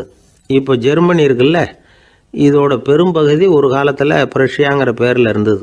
அப்போ அதுக்கு அரசராக இருந்தவர் மகா ஃப்ரெடரிக், அதாவது ஃப்ரெடரிக் தி கிரேட் அப்படின்னு சொல்லுவாங்க. அந்த ராஜாவுக்கு ஒரு சந்தேகம். நாம் பல வகையான வரிகளை விதித்து வசூல் பண்ணுறோம், அப்படி பண்ணி வருமானம் குறைஞ்சிக்கிட்டே போகுதே, இதுக்கு என்ன காரணமாக இருக்கும்? இதுதான் அவருக்கு ஏற்பட்ட சந்தேகம். ஒரு சமயம் அந்த அரசர் தம்முடைய அமைச்சர்களையும் பிரபுக்களையும் தளபதிகளையும் கூப்பிட்டு ஒரு விருந்து வச்சார். விருந்து முடிஞ்சதும் அவங்கள பார்த்து இந்த சந்தேகத்தை கேட்டார். வரிகள் அதிகமாக விதித்து வருமானம் குறையறதுக்கு என்ன காரணம் அப்படின்னு கேட்டார். பல பேருக்கு இதுக்கு சரியாக பதில் சொல்ல தெரியல. அனுபவசாலியான ஒரு தளபதி எழுந்திருச்சார். அரசே, அது எப்படிங்கிறத இப்போ உங்களுக்கு காட்டுறேன்னார். உடனே ஒரு பெரிய பனிக்கட்டி ஒன்றை தன்னுடைய கையில் எடுத்தார். அதை அப்படியும் எப்படியும் திருப்பி பார்த்தார். அப்புறம் அடுத்தவர்கிட்ட கொடுத்தார். அவரும் அதை அப்படியும் எப்படியும் திருப்பி பார்த்துட்டு அடுத்தபடியாக இருந்தவர்கிட்ட கொடுத்தார். இப்படியே இதை ஒவ்வொருத்தராக பார்த்துட்டு ஒவ்வொரு கையாக மாறி கடைசியில் மன்னர் கைக்கு போய் சேர்ந்தது. மன்னர் கைக்கு அந்த பனிக்கட்டி போய் சேர்ந்தப்போ அது கொஞ்சம் கொஞ்சமாக உருகி ஒரு பட்டாணி கடலை சைஸுக்கு ஆயிட்டுது. மன்னர் யோசனை பண்ணார், வரி அதிகமாக போட்டாலும் வந்து சேர்றது குறைவாக இருக்கிறதுக்கு என்ன காரணம் அப்படிங்கிறது அவருக்கு புரிஞ்சு போச்சு. காலம்தான் மாறிட்டு இருக்கே தவிர இந்த கையூட்டு வாங்குற பழக்கம் மாறினதாக தெரியல. இன்னொரு ராஜா இருந்தார். அவர் தன்னுடைய ராஜாங்கத்தில் லஞ்ச ஊழலே சுத்தமாக இருக்கக்கூடாது அப்படின்னு நினச்சார். அவர்கிட்ட பல்வேறு துறைகளுக்கும் பொறுப்பாக இருந்த பல பேரும் ரொம்ப சுத்தமாகவும் நேர்மையாகவும் இருந்தாங்க. ஒரே ஒருத்தர் மட்டும் எல்லார்கிட்டையும் லஞ்சம் வாங்கிட்டே இருந்தார். அவரை வேறு வேறு துறைகளுக்கு மாற்றி பார்த்தாரு. அந்த ராஜா என்னென்னமோ பண்ணி பார்க்குறாரு. எந்த வேலையை கொடுத்தாலும் அதுலேயும் லஞ்சம் வாங்கிறதுக்கு ஒரு வழியை உண்டு பண்ணிக்குவார் அந்த ஆள். ராஜாவுக்கு இது ஒரு பெரிய தலைவலியாக போட்டுது. இவர் என்ன பண்ணுறது, இவருக்கு என்ன வேலையை கொடுக்கறது, கொஞ்சம் கூட லஞ்சம் வாங்கிறதுக்கு சான்ஸே இல்லாத ஒரு வேலையை கொடுக்கணும் அப்படின்னு திட்டம் போட்டார். ஒரு நாள் அவருக்கு அந்த உத்தரவும் போட்டுட்டார். அதாவது அவருக்கு என்ன வேலைன்னா, கடற்கரையில் தான் அவருக்கு ஆஃபீஸ், அங்கேயே இருந்துக்க வேண்டியது. தினமும் எத்தனை கடல் அலை கரையில் வந்து மோதுது அப்படிங்கிறத கணக்கெடுத்து ராஜாவுக்கு தெரிவிக்க வேண்டியது. இதுதான் அவருக்கு வேலை. பேசாமல் அலையை எண்ணிட்டு உட்காந்துருக்கிட்டோம், அப்போவாவது அவர் லஞ்சம் வாங்குகிற சந்தர்ப்பம் இல்லாமல் போயிடும் அவருக்கு அப்படின்னு நினச்சார் ராஜா. இந்த ஆள் கடற்கரைக்கு போய் டியூட்டியில் ஜாயின் பண்ணிட்டார். ஒரே மாதத்தில் அங்கே சொந்தமாக ஒரு பிரம்மாண்டமான மாளிகை கட்டிவிட்டார். ராஜாவுக்கு இது பெரிய ஆச்சரியமாக போச்சு. அலையை என்ற வேலையில் அந்த ஆள் எப்படி பணம் சம்பாதிச்சார் அப்படின்னு விசாரித்து பார்த்தார் அக்கம் பக்கத்தில். அந்த ஆள் என்ன பண்ணியிருக்கிறாருன்னா, கடற்கரையில் போய் பொறுப்பு ஏற்றுக்கிட்ட உடனே அங்கே இருந்த மீனவர்கள்கிட்ட எல்லாம் இந்த கரையில் வந்து ஒரு நாளில் வந்து மோதுற அலைகள் எத்தனை அப்படின்னு கேட்டிருக்காரு. அது எப்படிங்க தெரியும்னு இருக்காங்க அவங்க. தினமும் அந்த எண்ணிக்கை தெரியணும். நம்ம ராஜாவுக்கு தினமும் அறிக்கை அனுப்பணும், டெய்லி ரிப்போர்ட்டு. தவறுனா நீங்கள் இந்த கடலில் போய் மீன் பிடிக்கிறதுக்கு ராஜாவோட அனுமதி கிடைக்காது அப்படின்ட்டுருக்காரு. உடனே மீனவர்களும் பயந்து போட்டாங்க. கடலுக்கு போகிறதுக்கு அனுமதி இல்லைன்னா பட்டினி கிடக்கிறது மாதிரி ஆகிடுமே. மெதுவாக அந்த ஆளுகிட்ட போனாங்க, காதோட காதாக சொன்னாங்க, ஐயா, எங்களால் வந்து கடல் அலையை வந்து எண்ண முடியாது. தினமும் எங்களால் முடிஞ்சதை உங்களுக்கு பணமாக கொடுத்துட்றோம். நீங்கள் தான் ராஜா கிட்ட சிபாரிசு பண்ணி நாங்கள் தொடர்ந்து மீன் பிடிக்கிறதுக்கு அனுமதி வாங்கி கொடுக்கணும் அப்படின்னு வேண்டிக்கிட்டாங்க. பணம் தினமும் வந்து சேர ஆரம்பிச்சுட்டுது. பதவியில் மற்ற பதவியோட இந்த பதவி எவ்வளவோ மேல் அப்படின்னு நினச்சிட்டான் அந்த ஆள். அது மட்டும் இல்லை, தயவு பண்ணி என்னை இந்த இடத்த விட்டு மாற்றி விடாதீங்க சார் அப்படின்னு வேற கேட்க ஆரம்பிச்சிட்டானா. கிபி 1078 வருஷம் மார்ச் மாதம் 19ஆம் தேதி திங்கட்கிழமை அதிகாலை நேரம் ஒரு குழந்தை பிறந்தது. எங்க தெரியுமா? காஸ்பியன் கடலுக்கு தெற்கே பாரசீக மொழி வழங்கிய தபரிஸ்தான் மாநிலத்துல ஜீலான்கிற புனித நகர், அதோட புறநகர் பகுதியில் உள்ள நீப்புங்கிற ஊர்ல தான் அந்த குழந்தை பிறந்தது. அந்த இடம் இப்போ ரஷ்யாவில் இருக்கு. அந்த குழந்தை யாருன்னு நினைக்கிறீங்க? அதுதான் முஹித்தீன் பெருமான், ஆன்மீக சாதனைகள் புரிந்த மகான் முஹித்தீன் ஆண்டகை. தன்னுடைய 18வது வயசுல உயர்கல்விக்காக ஜீலான் நகரத்தை விட்டு பகுதாத் நகரத்துக்கு புறப்பட்டு போறார். இளம் பிராயம் தானே, அதனால துணைக்கு ஒரு வர்த்தக கூட்டத்தோட சேர்ந்து போயிட்டு இருக்கிறார். ரொம்ப தூரம் போகணும். ஒவ்வொரு இடமா தங்கி தங்கி போயிட்டு இருக்கிறாங்க. ஒரு இடத்துல ஒரு கொள்ளை கூட்டம் பயங்கரமான ஆயுதங்களோட அவங்கள வழிமறிச்சுட்டுது. அந்த வர்த்தக கூட்டம் வச்சிருந்த பொருள்களை எல்லாம் அவங்க பறிச்சு விடுறாங்க. இவங்களும் பயந்துகிட்டு இருந்தது எல்லாத்தையும் அவங்க கிட்ட கொடுத்துடுறாங்க. முஹைத்தீன் ஆண்டகை மட்டும் இதையெல்லாம் பார்த்துக்கிட்டு தனியா ஒதுங்கி நிக்கிறார். ஒரு 18 வயசு பையன் மட்டும் இப்படி தனியா அநாத சிறுவன் மாதிரி நின்றுட்டு இருக்கிறத அந்த கொள்ளை கூட்டத்தில் இருந்த ஒருத்தன் பாக்குறான். கிட்ட நெருங்கி வர்றான். அலட்சியமாவும் கிண்டலாவும் உங்ககிட்ட ஏதாவது இருக்குதா அப்படின்னு கேக்குறான். இவங்கிட்ட என்ன இருக்க போகுது அப்படிங்கிற நம்பிக்கையில அவன் அப்படி கேக்குறான். உடனே இவரு ஓ இருக்குதே, என்கிட்ட 40 தீனார் இருக்கு அப்படிங்கிறார். இப்படி சொல்லியும் அந்த கொள்ளைக்காரனுக்கு நம்பிக்கை வரல. என்னிடம் விளையாடாத, பொய் சொல்லாத, உண்மையை சொல்லு அப்படிங்கிறான் அவன். உண்மையைத்தான் சொல்றேன், என்கிட்ட 40 தீனார் இருக்கு அப்படிங்கிறார் இவர். எங்க வச்சிருக்கிற அப்படின்னு கேக்குறான். சட்டையின் விழாப்புறத்துல உள்ள பகுதியில அதை வச்சு தச்சிருக்கிறாங்க அப்படின்னு உண்மையை சொல்றார். உடனே கொள்ளை கூட்ட தலைவன் அதை கத்தியால கீறிப்பார் அப்படின்னு உத்தரவு போடுறான். அந்த சட்டையை கிழிக்கிறாங்க. உள்ள இருந்து 40 பொற்காசுகளும் பொல பொலன்னு கீழே கொட்டுச்சு. அதை பார்த்த உடனே அந்த கொள்ளை கூட்ட தலைவன் மலைச்சு போய் நின்னுட்டான். காசை பார்த்துட்டு அவன் மலைச்சு போகல. பொய் பேசாத அந்த பையனோட நேர்மையை பார்த்துட்டு அவன் அப்படி நின்னான். மெதுவா அந்த பையன் கிட்ட வந்தான். ஏன்பா நீ என்ன பணக்கார குடும்பமா அப்படின்னு கேட்டான். அப்படிலாம் இல்ல, எனக்கு அப்பா இல்ல, அம்மா மட்டும்தான் உண்டு. எங்க அப்பா எனக்குன்னு விட்டு போன சொத்தே இந்த 40 தீனார் தான் அப்படின்னாரு இவர். அப்படி இருந்துமா உண்மை பேசணும்னு ஆசைப்பட்டேன். என்கிட்ட ஒண்ணும் இல்லைன்னு ஒரு வார்த்தை சொன்ன உன்னை விட்டுருப்போமே அப்படின்னா அவன். அப்படி இல்லைங்க, நான் இறைவன் திருநாமத்தை அறியக்கூடிய கல்வி ஞானத்துக்காக இப்ப போயிட்டு இருக்கிறேன். இறைவன் திருநாமத்தை உச்சரிக்க வேண்டிய நாவால பொய் பேசக்கூடாதுன்னு எங்க அம்மா சொல்லி இருக்கிறாங்க.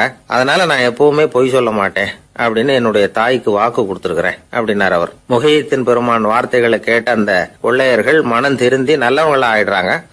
அந்த கொள்ளையர் தலைவன் பிற்காலத்துல ஒரு பெரிய மகான் ஆயிடுறார். பெரியவர்கள் வாழ்க்கையில நடக்கிற இது மாதிரி சம்பவங்கள் தான் நாம நல்ல விதமா வாழறதுக்கு துணையா இருக்கும். அந்த காலத்துல கொள்ளையர்களே பெரியவங்க செயலை பார்த்து மனம் திருந்தி இருக்கிறாங்க. இந்த காலத்துல யார் இப்படி இருக்கிறா? இந்த காலத்துல மகான் ஒருத்தரை பார்த்தேன்.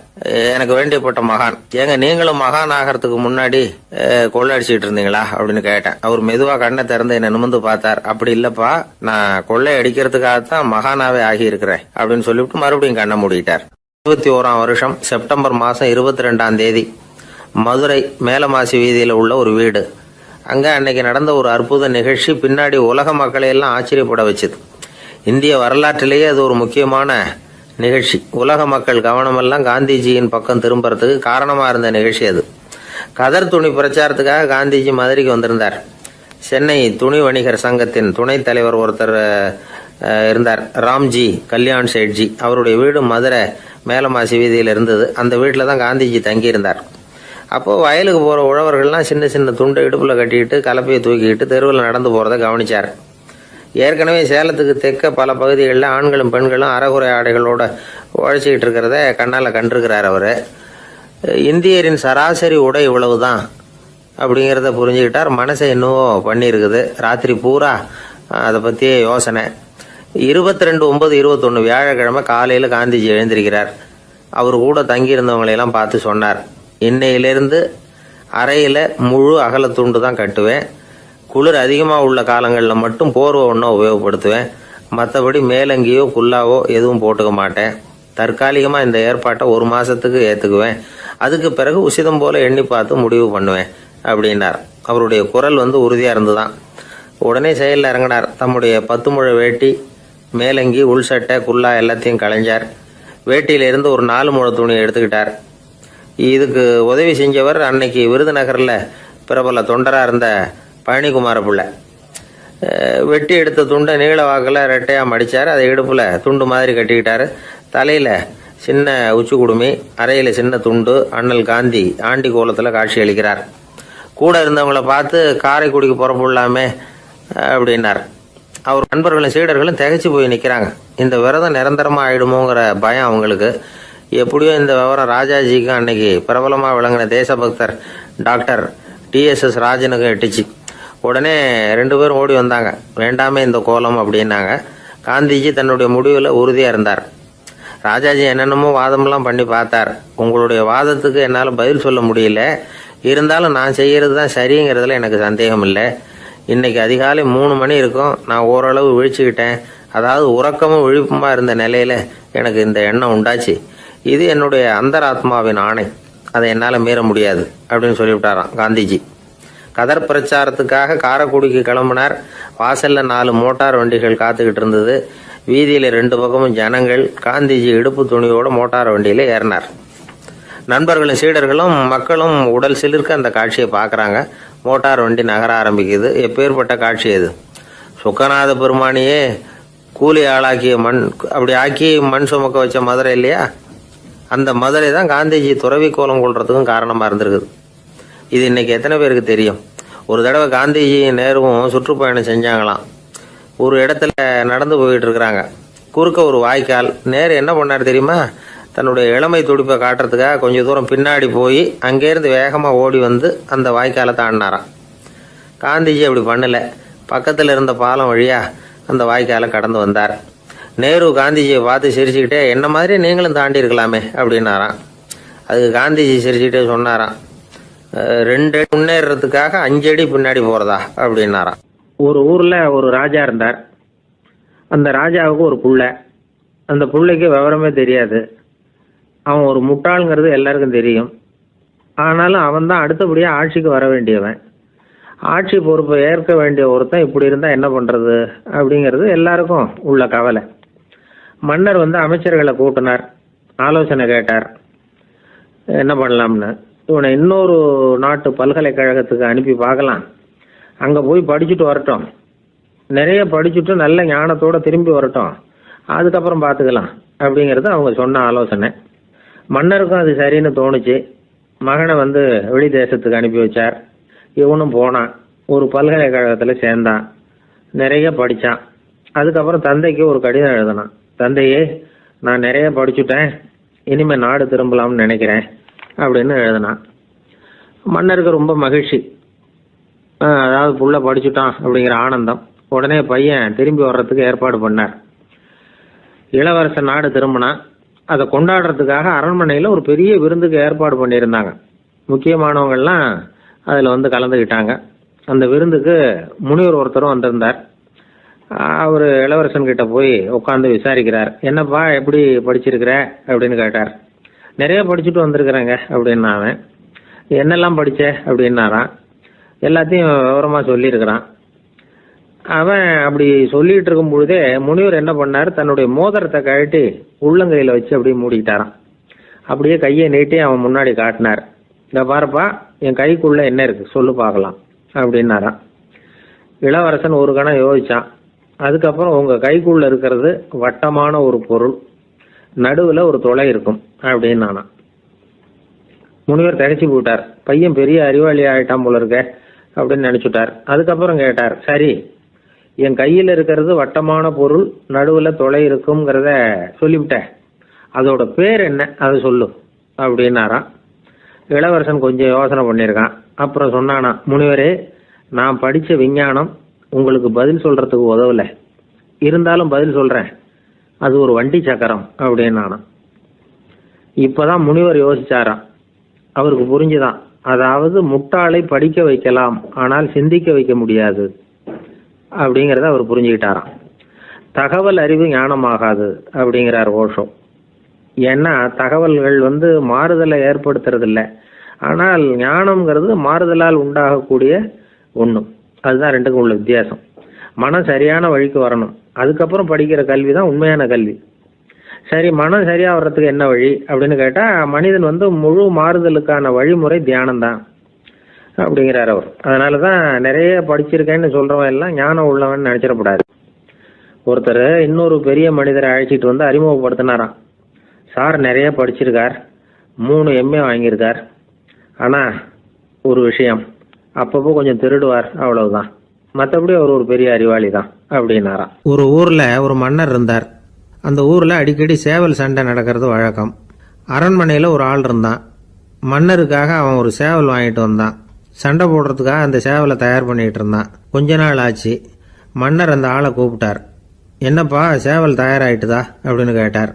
இன்னும் அது தயாராகல மன்னா, இன்னும் வளரல, அதுக்கான தகுதி இன்னும் அதுக்கு வரல அப்படின்னா. எதனால் அப்படி சொல்கிறேன்னாரு.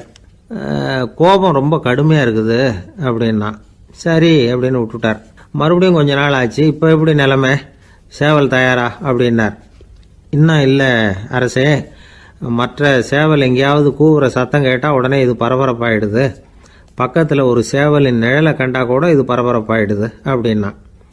சரி இன்னும் கொஞ்ச நாள் ஆகட்டும்னு விட்டுட்டார். கொஞ்ச நாள் ஆச்சு. இப்போ மறுபடியும் விசாரித்தார். இன்னும் நம்ம சேவலுக்கு அந்த தகுதி வரலமன்னா, போராட்ட உணர்வு அதுக்கு இன்னும் இருந்துக்கிட்டு தான் இருக்குது. உள்ளே மெதுவாக தான் எரிய ஆரம்பிச்சிருக்குது போராட்ட உணர்வு. அப்படி இருக்கக்கூடாது, அது பற்றி எரிய வேண்டாமா அப்படின்னா. இன்னும் கொஞ்ச நாள் ஆச்சு. இப்போ எப்படின்னு கேட்டார். இப்போ அவன் சொன்னான், மன்னா கிட்டத்தட்ட அது போருக்கு தயாராகிட்டுது அப்படின்னு நினைக்கிறேன்னா. எதனால் அப்படி சொல்கிற அப்படின்னு கேட்டார். மற்ற சேவலின் குரலை கேட்டால் அது அசைகிறதே இல்லை, ஒரு பொம்மை மாதிரி ஆயிடுது. அதுக்கு உள்ள ஒரு நுட்பமான விழிப்புணர்வு வந்துட்டுது. அதனால் அது அமைதியாக இருக்குது, மௌனமாக இருக்குது. இனிமேல் அதுக்கு இணையான சேவலே கிடையாது. வெற்றி பெற அது போராட வேண்டிய அவசியமே இல்லை. அதை பார்த்த உடனே எதிரி சேவல்கள் பயந்துட்டு ஓடி போடும் அப்படின்னு சொன்னானான். அந்த சேவலை வளர்த்தவர் சி சிங் சு அப்படின்னு பேர். இந்த சுசுகி சொன்ன கதையும் அது. ஞானிகள் என்ன சொல்கிறாங்க தெரியுமா? அந்த சேவலின் ரகசியத்தை நீயும் கற்றுக்கொள், நீ அப்படி ஆயிடு, சண்டை போடாமலே வெற்றிகள் பெறுகிற நுட்பத்தை புரிந்துகொள். இதுதான் ஞானிகள் உபதேசம். ஒரு குருக்கிட்ட ஒருத்தன் போயிருக்கிறான். எனக்கு சண்டை போட கற்றுக் கொடுங்கண்ணா. அதுக்கு என்ன செய்யணும்னார். என்ன உங்கள் மாணவனாக சேர்த்துங்கண்ணா. சரி இப்போ உன்னுடைய பலம் என்னன்னு கேட்டிருக்கார். இப்போ நான் தனி ஆளாக இருந்து ஒரு 100 பேரை சமாளிப்பேன் நானா. சரி அப்படின்னா என்னுடைய மாணவனாக உன்னை சேர்த்துக்கிறேன்ருக்கார். சேர்த்துக்கிட்டார். 6 மாதம் பயிற்சி கொடுத்தார். அதுக்கப்புறம் இவனை கூப்பிட்டு கேட்டார், இப்போ உன்னுடைய திறமை எவ்வளவுன்னு. இப்போ நான் தனி ஆளாக இருந்து ஒரு 50 பேரை சமாளிப்பேன் நானா. இன்னும் உனக்கு பயிற்சி தேவைன்னாராம். தொடர்ந்து சில நுட்பங்களை எல்லாம் சொல்லி கொடுத்துருக்கிறார். 1 வருஷம் ஆச்சு. எல்லாத்தையும் கற்றுக் கொடுத்துட்டார். அப்புறம் கூப்பிட்டு கேட்டார், இப்போ உன்னுடைய திறமை எப்படிப்பா, எதிரிகள் எத்தனை பேரை உன்னால் சமாளிக்க முடியும்னாராம். அவன் சொன்னான், ஐயா எதிரிகளின் பலம் என்னங்கிறத புரிஞ்சிக்காம அதை நான் சொல்ல முடியாதுன்னு நானும். இனிமேல் உனக்கு பயிற்சி தேவையில்லை, போயிட்டு வான்னு அனுப்பி வச்சுட்டாரான். ஒரு உண்மையை நாம் புரிஞ்சுக்கணும். அதாவது அடிக்கிறதுக்கு நமக்கு துணிச்சல் தேவையில்லை, அடிக்காமல் இருக்கிறதுக்கு தான் துணிச்சல் தேவை. அடித்தா திருப்பி அடிக்கிறவன் மன உறுதி உள்ளவன் இல்லை, அடித்தா திருப்பி அடிக்காமல் இருக்கிறான் பாருங்க, அவன் தான் மன உறுதி உள்ளவன். ஒருத்தன் தலை திரிக்க வேகமாக ஓடிக்கிட்டு இருந்தான். எங்கடா ஓடுற அப்படின்னா, எதுக்க வந்தவன். ஒரு சண்டையை நிறுத்தத்தான் இப்படி ஓடுறேன் அப்படின்ட்டுருக்கான். யாருக்கும் சண்டை, எனக்கும் இன்னொரு ஆளுக்கும் சண்டை அப்படின்னு அவன். எது ரொம்பவும் கஷ்டமான காரியம் அப்படின்னு கேட்டார் ஒருத்தர். ஒருத்தருக்கு ஒருத்தர் சண்டை போடாமல் இருக்கிறது தான் ரொம்ப கஷ்டமான காரியம் அப்படின்னு தோணுது. ஒரு நாட்டுக்கும் இன்னொரு நாட்டுக்கும் சண்டை, நாட்டுக்குள்ளேயே ஒரு குரூப்புக்கும் இன்னொரு குரூப்புக்கும் சண்டை. ஏன் சண்டை போட்டுக்கிறீங்கன்னு கேட்டு பாருங்கள். நாங்கள் சமாதானத்துக்காக தான் சண்டை போட்டுக்கிறோம் அப்படிம்பாங்க. வாழறதுக்காக பிறந்த மனுஷன் லட்சியத்துக்காக உயிரை விட தயார் அப்படின்னு சொல்லிகிட்டு இருப்பான். அப்படி உயிரை விடுறவங்கள நாமளும் பாராட்டுவோம். ஆனால் ஒன்றுமில்லாத விஷயங்களுக்கெல்லாம் சண்டை போடுறவங்களெல்லாம், அப்படிப்பட்டவங்களையும் சரி உயிரை விடுறவங்களையும் சரி என்னென்னு சொல்கிறது. யுத்தங்களாலேயும் சண்டைகளாலேயும் நாம் அடையிறது என்னங்கிறது ஒரு பக்கம் இருக்கட்டும், இழக்கிறது என்ன தெரியுமா? ஏராளமான உயிர்கள். ரத்தம் சிந்துறதுக்கு நான் தயார் அப்படின்னு மார்தட்டி சொல்லலாம். ஆனால் ரத்தம் சிந்தினா உயிர் காத்துக்கிட்டு இருக்க தயார் இல்லை. அதாவது உயிர் நமக்காக காத்துக்கிட்டு இருக்க தயார் இல்லை. இழக்கிற ரத்தத்தை ஈடுகட்டினா தான் உயிரை காப்பாற்ற முடியும். அதனால் இது சம்மந்தமாக ஆராய்ச்சி செய்கிற கட்டாயம் ஏற்பட்டு போச்சு. அதோட விளைவாக புதுசாக ஒன்றை கண்டுபிடிச்சிருக்கிறாங்க. அதுதான் செயற்கை ரத்த பொடி. இப்போ இந்த திடீர் சாம்பார் பொடி, திடீர் ரசப்பொடி, திடீர் காப்பி பொடி இப்படிலாம் சொல்கிறோம்ல, அது மாதிரி இது திடீர் ரத்த பொடி. இஸ்ரேல் ஒரு சின்ன நாடு, மக்கள் தொகை குறைச்சல், அதோட போர்கள் வேறு. அதனால் காயம்பட்டவங்களை காப்பாற்றியே தீர வேண்டிய கட்டாயம். காப்பாற்றணும்னா ரத்த இழப்பை தடுக்கணும். அப்படின்னா உடனடியாக புது ரத்தம் செலுத்தி ஆகணும். திடீர்னு ரத்தம் வேணும்னா எங்கே போகிறது? அதுவும் கிடைக்கிற ரத்தம் சேர்கிற குரூப்பாக இருக்கணும். ஒரு வேடிக்கை பார்த்தீங்களா, நான் வேறு குரூப்பு நீ வேறு குரூப்புன்னு இவன் சண்டை போடுறான். இதில் அடிபட்டவனுக்கு ரத்தம் கொடுக்க போனால் அதுலேயும் அது வேறு வேறு குரூப்பாக இருக்குது. அது ரத்தமும் வேறு வேறு குரூப்புன்னு சொல்லிகிட்டு இருக்குது. எந்த குரூப்பு ரத்தம் வேணும், அது உடனடியாக கிடைக்கலன்னா என்ன பண்ணுறது? இப்படிப்பட்ட கஷ்டம்லாம் நமக்கு வந்துடுது. இதுக்காக தான் விஞ்ஞானிகள் இந்த ரத்த பொடியை கண்டுபிடிச்சிருக்கிறாங்க. அதாவது ஒரு ஆள் அடிபட்டு போட்டான்னு வச்சுங்களேன், அவனுக்கு ரத்தம் கிடைக்கல, உடனே என்ன பண்ணலாம்? இந்த சுத்தப்படுத்தப்பட்ட தண்ணீரை கொஞ்சம் எடுத்துக்க வேண்டியது, அதில் இந்த ரத்த பொடியை கரைக்க வேண்டியது. இப்போ இந்த செயற்கை ரத்தம் வந்து தயாராகிட்டுது. இதை அந்த ஆள் உடம்புல ஏற்றி விட்டுற வேண்டியது. இயற்கையாக நம்ம உடம்பில் இருக்கிற ரத்தம் என்னென்ன வேலை செய்யுதோ அதே வேலையை இதுவும் செய்யும். அதாவது ஆக்சிஜனை உடம்புல எல்லா இடத்துக்கும் எடுத்துகிட்டு போகுது. அந்த வேலையை இந்த செயற்கை ரத்தமும் செஞ்சுடுது. ஆனால் ஒரு விஷயம், இந்த செயற்கை ரத்தம் ஒரு அவசரத்துக்கு தான் உபயோகப்படுத்தலாம், ஒரு முதல் உதவி மாதிரி. அதை அப்படியே நிரந்தரமாக விட்டுற முடியாது. பின்னாடி வந்து தேவையான குரூப்பு உண்மையான ரத்தம் கிடைச்ச உடனே அதை செலுத்திக்கணும். உண்மையான ரத்தத்தை 20லேருந்து 40 நாள் வரைக்கும் தான் பாதுகாக்க முடியும். அதுவும் குளிர்பதன பெட்டியில். அதுக்குள்ளே உபயோகப்படுத்தலைன்னா அது வீணாக போயிடும். இந்த ரத்த பொடி அப்படி இல்லை, எவ்வளோ நாள் வேணும்னாலும் அப்படியே வச்சுருக்கலாம், குளிர்பதன பெட்டியும் தேவையில்லை. ஆனால் ஒன்று, இது தண்ணியில் கலந்து செயற்கை ரத்தமாக ஆக்கிவிட்டா அதோட வலு 72 மணி நேரம் தான், அதாவது 3 நாள். அதுக்குள்ளே அந்த ஆசாமியை எங்கேயாவது ஆஸ்பத்திரிக்கு தூக்கிட்டு போய் உண்மையான ரத்தத்தை கொடுத்துடணும். சண்டையில் அடிபடுறவங்க, சாலை விபத்தில் அடிபடுறவங்க, இவங்களுக்கெல்லாம் அவசரத்துக்கு கை கொடுத்து உதவுறது இந்த செயற்கை ரத்த பொடி. அதுக்கப்புறம் நாம் கொடுக்குற ரத்தம் தான் அவங்கள காப்பாற்றணும். இன்றைக்கி வந்து ரத்தத்தை தானமாக கொடுக்க தயாராக இருக்கிற நல்ல உள்ளங்கள் ஏராளம். எவ்வளவு ஆக்சிடெண்ட்டு, ஆப்ரேஷன், இதில் சம்மந்தப்பட்டவங்களை வந்து காப்பாற்றுறது நாம் தானமாக கொடுக்குற ரத்தம் தானே. ஒரு ஆக்சிடெண்ட்டு, ஒரு ஸ்கூட்டர் ஒரு ஆள் மேலே மோதி விட்டுது, பார்த்து வரக்கூடாதா அப்படின்னா அந்த ஆள், நீ தான் பார்த்து நடக்கணும், ஏன்னா 20 வருஷமாக நான் அந்த ஸ்கூட்டரை ஓட்டிகிட்டு இருக்கிறேன் அப்படின்னானா இவன். இதுக்கு அவன் சொன்னானா, நீ தான் பார்த்து ஓட்டணும், ஏன்னா 40 வருஷமாக நான் இப்படி நடந்துக்கிட்டு இருக்கிறேன் அப்படின்னானா. ஒருத்தர் அவசரமாக போய்கிட்டு இருந்தார். எங்கே போய்கிட்டு இருக்கீங்க அப்படின்னு கேட்டார் ஒரு பெரியவர். கடைக்கு போகிறேன் சார், சாமான் வாங்கிறதுக்கு அப்படின்னார். அங்கே போகிறதுக்கு முன்னாடி தெரிஞ்சிக்க வேண்டியதெல்லாம் தெரிஞ்சுக்கிட்டீங்களா அப்படின்னு கேட்டார் பெரியவர். கடைக்கு போய் காசை கொடுத்து ஒரு பொருளை வாங்கிட்டு வரப்போகிறோம், இதில் தெரிஞ்சிக்க வேண்டியது என்ன இருக்குது அப்படின்னார் அலட்சியமாக. இப்போ அந்த பெரியவர் பேச ஆரம்பித்தார். இந்த உலகத்தில் எந்த ஒரு செயலில் இறங்குறப்போவும் நாம் நல்லா ஆலோசனை பண்ண வேண்டிய விஷயம் 5 அப்படின்னார். உதாரணமாக, ஒருத்தன் கடைக்கு போய் ஏதோ ஒரு பொருளை வாங்கிட்டு வர போகிறான்னு வச்சுக்கோங்களேன். அப்போ கூட அவன் வந்து 5 விஷயங்களை பற்றி தெரிஞ்சுக்க வேண்டியிருக்குது அப்படிங்கிறார் அவர். முதல்ல அந்த பொருள் எப்படிப்பட்டது அப்படிங்கிறத தெரிஞ்சுக்கணும். ரெண்டாவதாக தன்னை பற்றியும் தெரிஞ்சுக்கணும். அப்போ தான் அந்த பொருள் தனக்கு தேவையா இல்லையா அப்படிங்கிறத புரிஞ்சுக்க முடியும். மூணாவதாக தெரிஞ்சுக்க வேண்டியது ஒன்று இருக்குது. அது என்னென்னா, அந்த பொருளை அடையறதுக்கு வழி என்ன அப்படிங்கிறது தெரிஞ்சுக்கணும். அதாவது எவ்வளவு பணம் கொடுத்தா அது கிடைக்கும், இது மாதிரியான விஷயங்கள். நாலாவதாக அந்த பொருளை அடையிறது மூலமாக நாம் அடையக்கூடிய பயன் என்ன அப்படிங்கிறதையும் உணரணும். அஞ்சாவது, அந்த பொருளை அடையிறதுல இருக்கக்கூடிய தடை எது அப்படிங்கிறதையும் நாம் தெரிஞ்சுக்கணும். பெரியவர் பேசுறது ஏதோ தத்துவம் மாதிரி தெரியுது இல்லையா? தத்துவம் தான். அதாவது இப்படி உலகியல் வாழ்க்கையில் சின்ன சின்ன விஷயங்கள்லேயே நாம் 5 விஷயங்களை தெரிஞ்சுக்க வேண்டியிருக்குது. அது ரொம்ப அவசியமாக இருக்குது. பேரின்ப நிலைன்னு சொல்கிறாங்கல்ல, அது மாதிரி பெரிய சமாச்சாரங்கள்லேயும் இந்த 5 விஷயங்களை நாம் தெரிஞ்சுக்க வேண்டியிருக்குது. அதுக்கு பேர் என்னன்னா அர்த்த பஞ்சகம். வைணவ சமயத்தில் அர்த்த பஞ்சகம்ங்கிறது ரொம்ப பெரிய விஷயம்.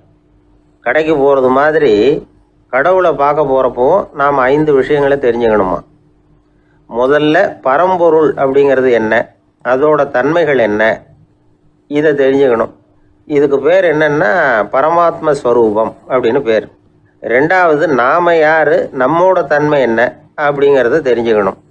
நான் யாருன்னு எனக்கே தெரியலங்கிறப்போ இதை நான் சொல்கிறேன்னு இது என்னுடையதுன்னு சொல்கிறது தப்பு தானே. அப்புறம் மூணாவது விஷயம், பரம்பொருளை நாம் அடையிறதுக்கு வழி எது, இதை தெரிஞ்சுக்கணும். இது உபாய ஸ்வரூபம் அப்படின்னு பேர். நாலாவது விஷயம், நாம் அடைய வேண்டிய பயன்கள் என்ன அப்படிங்கிறத தெரிஞ்சுக்கிறது. இதுக்கு புருஷார்த்தம் அப்படின்னு பேர். அஞ்சாவது, அந்த பயனை அடைய விடாமல் தடுக்கிற தடைகள் யாவை அப்படிங்கிறத தெரிஞ்சுக்கிறது. இது விரோதி ஸ்வரூபம். இதைத்தான் தடையியல் அப்படின்னு சொல்கிறாங்க. அதாவது பரமாத்மாவை பற்றிய அறிவு, ஜீவாத்மாவை பற்றிய அறிவு, உபாயம் பற்றிய அறிவு, புருஷார்த்தம் பற்றிய அறிவு, இந்த 4 அறிவுக்கும் எதிரடையா, அதாவது அதையெல்லாம் தப்பாக புரிஞ்சுக்கிறதால உண்டாகக்கூடிய அறிவு விரோதி சொரூபம். என்ன இது தகவலில் ஏதாவது கதை சொல்லுவீங்கன்னு பார்த்தா ஏதோ தத்துவம் பேசிகிட்டு இருக்கிறீங்களே அப்படின்னு நினைக்கலாம். இதுவும் தெரிஞ்சிக்க வேண்டிய ஒரு பெரிய விஷயந்தான். காதில் போட்டு வச்சா எப்போவாவது உபயோகப்படும்.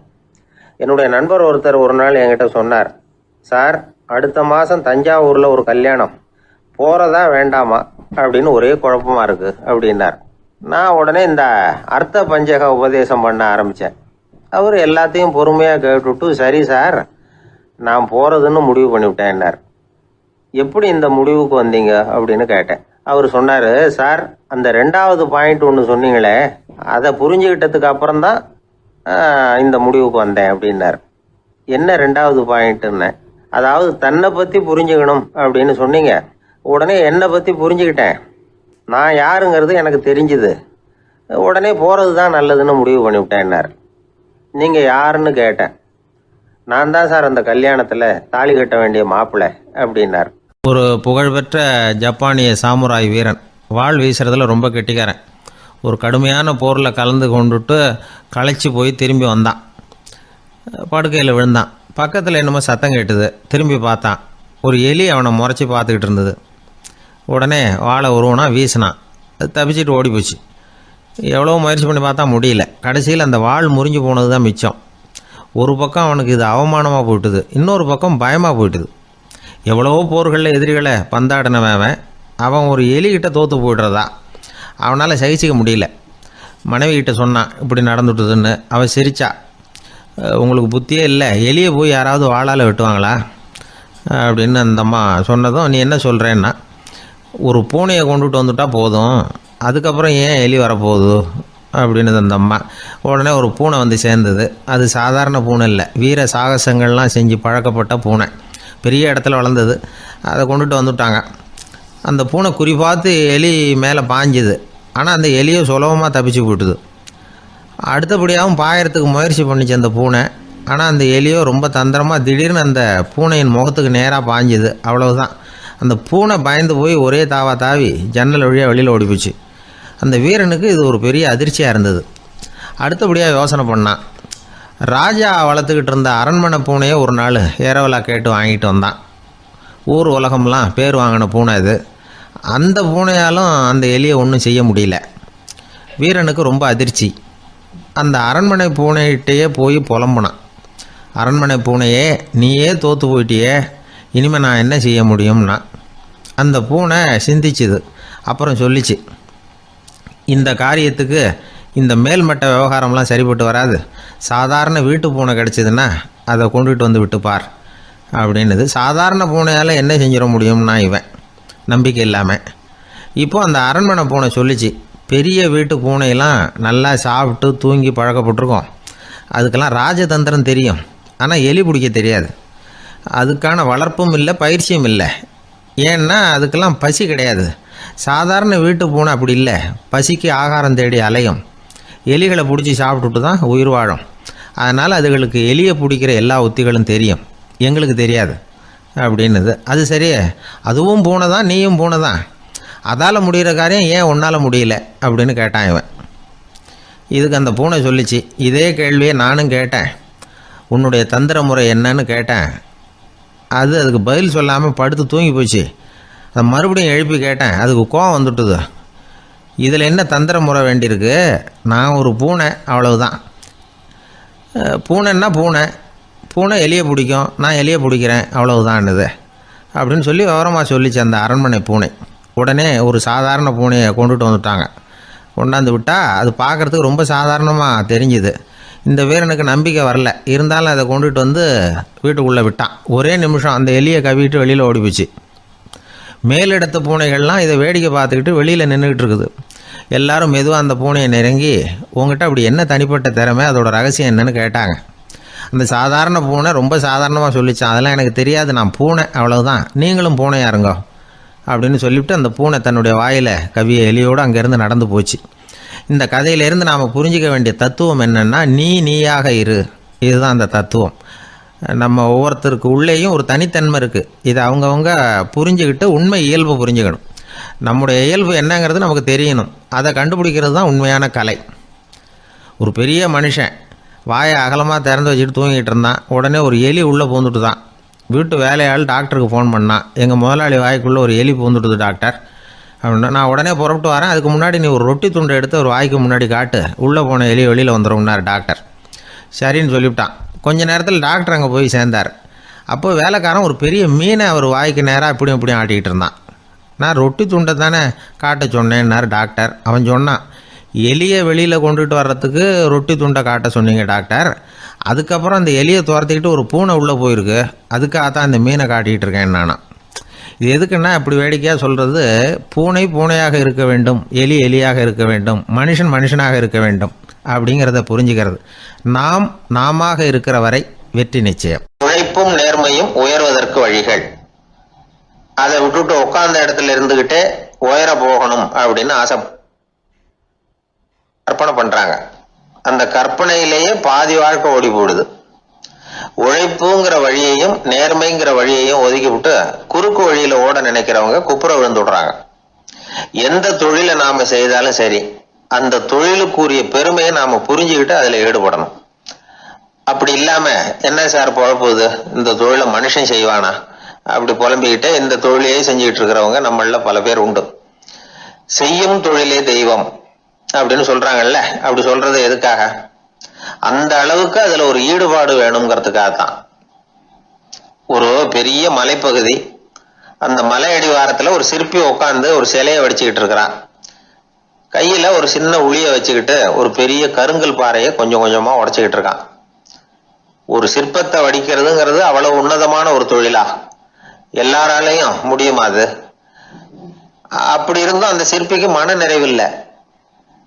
அவன் நினைக்கிறான், இந்த கடுமையான வெயில்ல உட்கார்ந்து வேலை செய்யறது எவ்வளவு கஷ்டம். நாம ஒரு சிற்பியா இருக்கிறதுனால தானே சூரியன் கடுமையான வெப்ப கதிர்களை நம்ம மேல வீசுறான். நாமளே அந்த சூரியனா இருந்துட்டா இந்த கஷ்டம் இருக்காத. நம்மளை கஷ்டப்படுத்துறவன் நம்மளோட வலிமை உள்ளவன், அதனால நாம அவனா மாறி விடுறதுதான் நல்லது அப்படின்னு அந்த சிற்பி யோசனை பண்ணான். அவன் எண்ணம் உடனே நிறைவேறிட்டுது. இயற்கைங்கிற மாபெரும் சக்தி அவனை ஒரு சூரியனா மாத்தி விட்டது. சிற்பி இப்போ ஒரு சூரியனா மாறினான். இனிமே இந்த உலகத்துல நம்மளோட வலிமை உள்ளவன் வேற யாரும் கிடையாது அப்படின்னு நினைக்க ஆரம்பிச்சுட்டான். அவனுக்கு மகிழ்ச்சியா இருந்தது. அந்த மகிழ்ச்சி அதிக நேரம் நீடிக்கல. ஏன்னா கொஞ்ச நேரத்துல ஆகாயத்துல கரிய மழை மேகங்கள் அப்படியே சூழ்ந்து வந்தது. சூழ்ந்து வந்த மேகங்கள் சூரியனை மறைக்க ஆரம்பிச்சது. இப்போ சூரியனா இருந்த அந்த சிற்பி நினைச்சு பாக்குறான், என்ன இது, என்னையே இந்த மேகம் மூடி மறைக்குதுன்னா அது என்னை விட பெரிய ஆளாதான் இருக்கணும். அதனால இனிமே நாம சூரியனா இருக்கக்கூடாது, நாம மேகமா தான் இருக்கணும், அதுதான் கௌரவம் அப்படின்னு நினைக்க ஆரம்பிச்சிட்டான். இப்பவும் பாருங்க, இயற்கை அவனுடைய ஆசையை நிறைவேற்றி வச்சது. சூரியனா இருந்த சிற்பி மேகமா மாறினான். வான வீதியில அப்படியே உல்லாசமா வர ஆரம்பிச்சான். அந்த உல்லாசமும் அதிக நேரம் நீடிக்கல. எதிரில் பார்த்தா பிரம்மாண்டமான மலைகள் வழியை அடைச்சிட்டு நிக்குது. வேகமா வந்த மேகம் மலையில மோதிக்கிட்டுது. அந்த மலையை தாண்டி அப்பால செல்ல முடியல. இப்போ அந்த மேகம் நினைக்குது, நாம எந்த தடையும் இல்லாம அந்தரத்துல மிதந்து வர்றோம், நம்மையே போக விடாம தடுக்குதுன்னா அந்த மலைக்கு எப்பேற்பட்ட வலிமை இருக்கணும். இனிமேலும் நாம மேகமா இருந்து பிரயோஜனம் இல்லை, இருந்தா மலையா இருக்கணும், அதுதான் பெருமை அப்படின்னு நினைக்க ஆரம்பிச்சான். இப்பவும் பாருங்க, இயற்கை அவனுடைய ஆசையை நிறைவேற்றி வச்சது. மேகமா இருந்த சிற்பி மலையா மாறினான். பெரிய மலை பூமிக்கும் வானத்துக்குமா நின்றுகிட்டு இருக்கு. இனிமே நமக்கு எந்த கவலை இல்லை அப்படின்னு நினைச்சது அந்த மலை. இப்படி நினைச்சுக்கிட்டு இருந்த வேளையில அந்த மலையோட காலடியில அடிவாரத்துல ஏதோ சத்தம் கேட்டுது. என்ன சத்தம் இது அப்படின்னு சொல்லி அந்த மலை மெதுவா குனிஞ்சு பார்த்துதான். பார்த்தா அங்க ஒரு மனுஷன் தன்னுடைய கையில உளிய வச்சுக்கிட்டு மலையை கொத்திக்கிட்டு இருக்கிறான். ஏதோ ஒரு சிற்பத்தை வடிக்கிறதுக்காக அவன் முயற்சி பண்ணிட்டு இருக்கிறான். இப்போ அந்த மலை நினைச்சுதான், மலையே ஒருத்தன் உடைக்கிறான்னா அவன் எப்பேற்பட்ட வலிமை உள்ளவனா இருக்கணும். இனிமேலும் மலையா இருந்து பிரயோஜனம் இல்லை, மனுஷனா மாறணும், அதுதான் சரி அப்படின்னு நினைச்சுதான். அந்த வினாடியே அந்த மலை ஒரு மனுஷனா மாறிச்சு. அவன் கையில ஒரு உளி, பழையபடியே ஒரு கருங்கல் பாறையை கொத்த ஆரம்பிச்சான். அந்த ஆள் பழைய நிலைமைக்கு வந்துட்டான். இந்த கதையிலிருந்து நாம தெரிஞ்சுக்க வேண்டியது என்னன்னா, தன்னுடைய உண்மையான பலம் என்னங்கிறது தெரியாமலே தாவி தாவி தடுமாறிக்கிட்டு இருக்கிறான் மனுஷன் அப்படிங்கிறது தான். இனிமேலாவது அதை புரிஞ்சுக்கணும், புரிஞ்சுக்கிட்டு புறப்படணும் வாழ்க்கையில வெற்றி பெறறதுக்கு. ஒரு குடும்ப தலைவருக்கு விபரீதமா ஒரு ஆசை வந்துதான். அதாவது ஒரு நாள் பூராவும் புடவை கட்டிக்கிட்டு மனைவி செய்கிற வீட்டு வேலைகள், சமையல் வேலைகள் எல்லாத்தையும் தானே செய்யணும், மனைவிக்கு ஆண் வேஷம் போட்டு ஆபீஸுக்கு அனுப்பி வச்சுடணும் அப்படின்னு ஆசைப்பட்டான். இதுதான் அந்த ஆசை. அதே மாதிரி செஞ்சான்.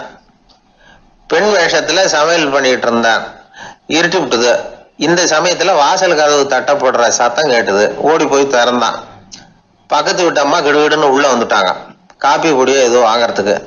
இவன் பயந்து போய், கமலாம்மா, நான் சுசீலா இல்ல, சுசீலாவோட புருஷன், பெண் வேஷத்துல இருக்கிறேன், சும்மா ஒரு சேஞ்சுக்காக அப்படின்னா.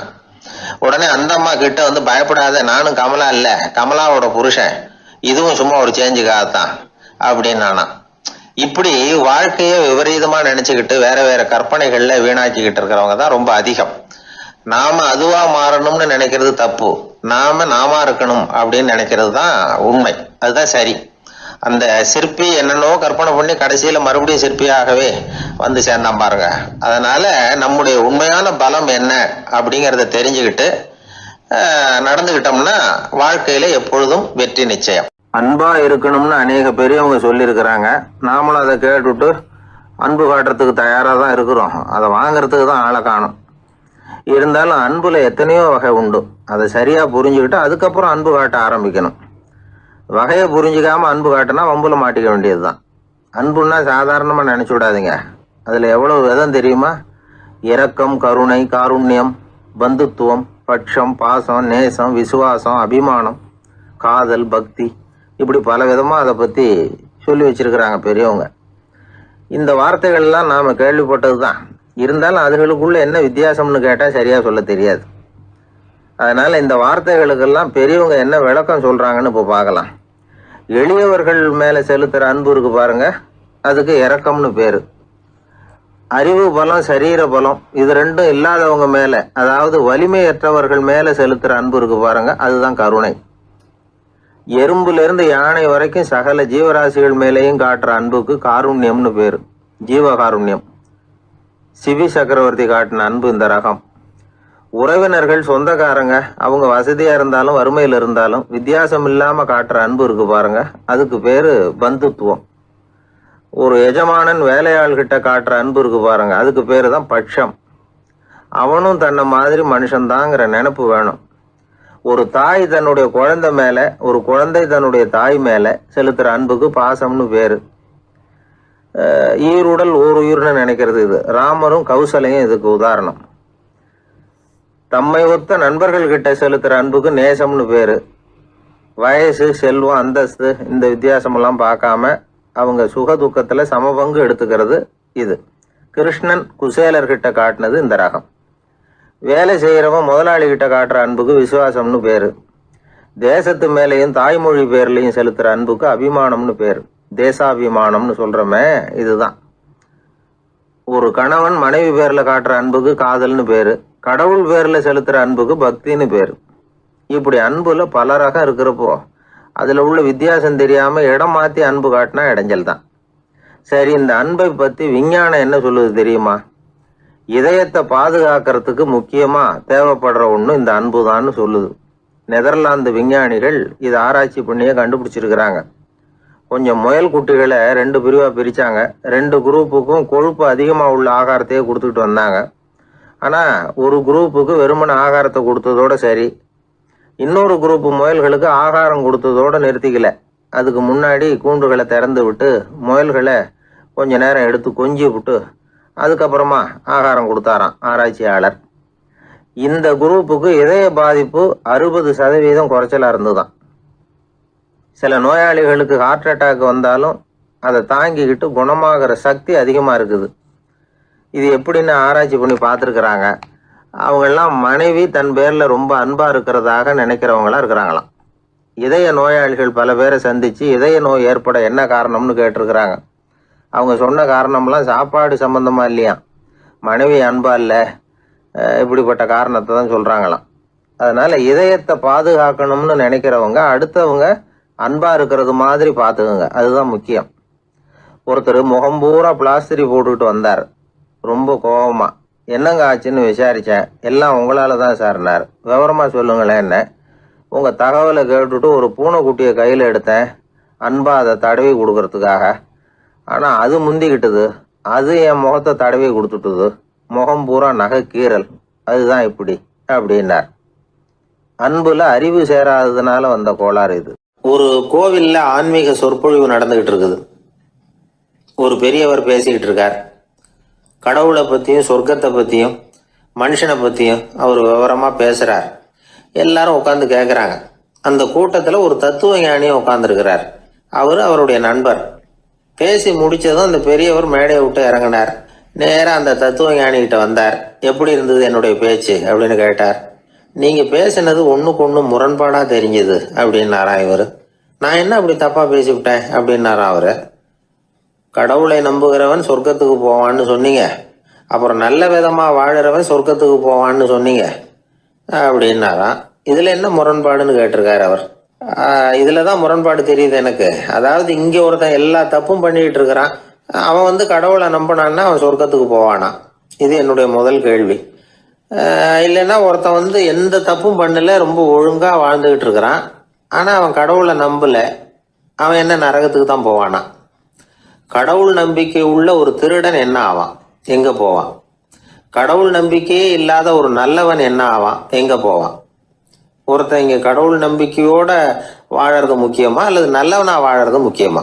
இதுதான் இவர் கேட்ட கேள்வி. இதை கேட்டதும் அந்த பெரியவர் குழம்பி போட்டார். அவர் சொன்னது நியாயம் தானே. கடவுளை நம்புறவன் தான் சொர்க்கத்துக்கு போவான்னா பேசாம கடவுளை நம்பிக்கிட்டு இந்த உலகத்துல எல்லா தப்பும் பண்ணிக்கிட்டு இருக்கலாமே. பேச்சாளர் குழப்பத்தோட வீட்டுக்கு போனார். படுத்து தூங்கினாரு. ஒரு கனவு வந்தது. கனவுல அவர் ஒரு ரயில்ல வேகமா போயிட்டு இருக்கிறார். எதிரில் உட்காந்துருக்கிறவரை பார்த்து நாம இப்ப எங்க போறோம்னு கேட்டார். சொர்க்கத்துக்கு போயிட்டு இருக்கிறோம் அப்படின்னாங்களாம். ரயில் போய் நின்னுது. இவர் இறங்கினார். இங்க கௌதம புத்தர் இருப்பார், சாக்ரட்டிஸ் இருப்பார், அவங்கள பார்க்கறதுக்கு ஒரு நல்ல வாய்ப்பு அப்படின்னு நினைச்சுக்கிட்டே அங்கேயும் இங்கேயும் பார்த்தார். அங்க யாருமே இல்லை. ஒரே பாலைவனம் மாதிரி இருக்குது. பச்சை இல்லை, பசுமை இல்லை, பூக்கள் இல்லை, மரம்லாம் மொட்டையா நிற்குது. எலும்பும் தோலுமா சில முனிவர்கள் அங்கேயும் எங்கேயுமா உட்காந்துருக்குறாங்க. இவர் அவங்க கிட்ட போய் இந்த புத்தர், சாக்ரட்டிஸ் இவங்கெல்லாம் எங்க இருக்கிறாங்கன்னு கேட்டாராம். அப்படி யாரும் இங்க இல்லையே, அவங்கெல்லாம் யாரு அப்படின்னு திருப்பி கேட்டிருக்கிறாங்க. இவருக்கு அதிர்ச்சியா போச்சு. அப்படின்னா அவங்க எங்க போயிருப்பாங்க? உடனே ரயில் நிலையத்துக்கு ஓடி வந்தார். அப்பதான் நரகத்துக்கு ஒரு ரயில் புறப்பட்டுக்கிட்டு இருந்தது அங்கிருந்து.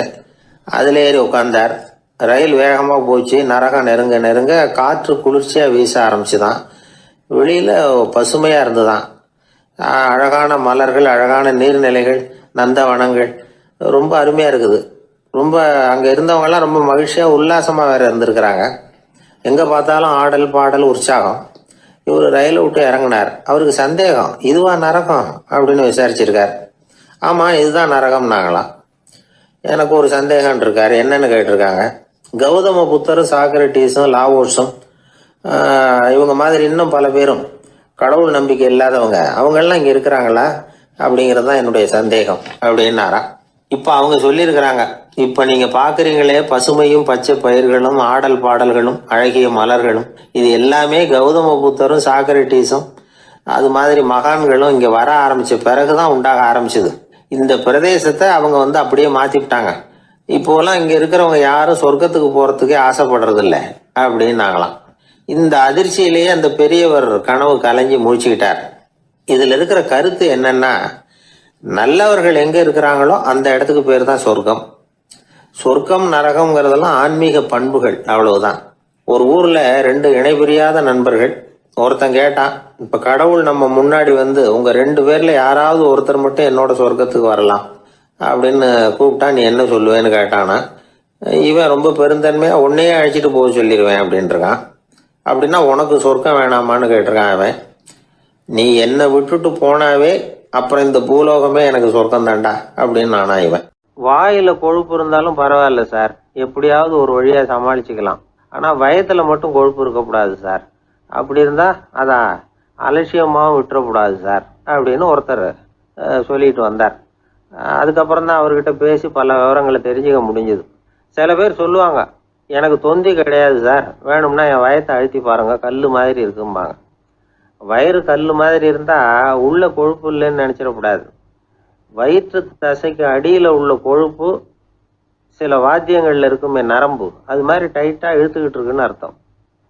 அதனால தொட்டு பார்த்தா கல் மாதிரி தான் இருக்கும், இருந்தாலும் தொந்தி தான். வயத்துல கொழுப்பு அதிகமா இருக்கிறது சங்கடம் தான். அதனால கொலஸ்ட்ரால் அளவு அதிகமாகும். இதய நோய்கள், நீரிழிவு, ஹைப்பர் டென்ஷன், ஸ்ட்ரோக்கு, இது மாதிரி ரிஸ்க்லாம் அதிகமாகும். ஒருத்தர் ஒல்லியா இருக்கலாம், உடம்பு எடை அதிகப்படியா இல்லாம இருக்கலாம். அப்படி இருந்தா கூட அவர் உடம்புல மற்ற பகுதியை விட வயத்துல கொழுப்பு அதிகமா இருக்கும். நாம தான் ஒல்லியா இருக்கிறோமே, நமக்கு ஒண்ணும் இல்லை அப்படின்னு நினைச்சிடக்கூடாது. சரி, நம்ம வயிறு இருக்க வேண்டிய அளவை விட அதிகமா இருக்குதா இல்லையா, அதை எப்படி கண்டுபிடிக்கிறது? அதுக்கு சில வழி இருக்குது. முதல்ல நீங்க நேரா ஸ்ட்ரெயிட்டா நிமிர்ந்து நில்லுங்க.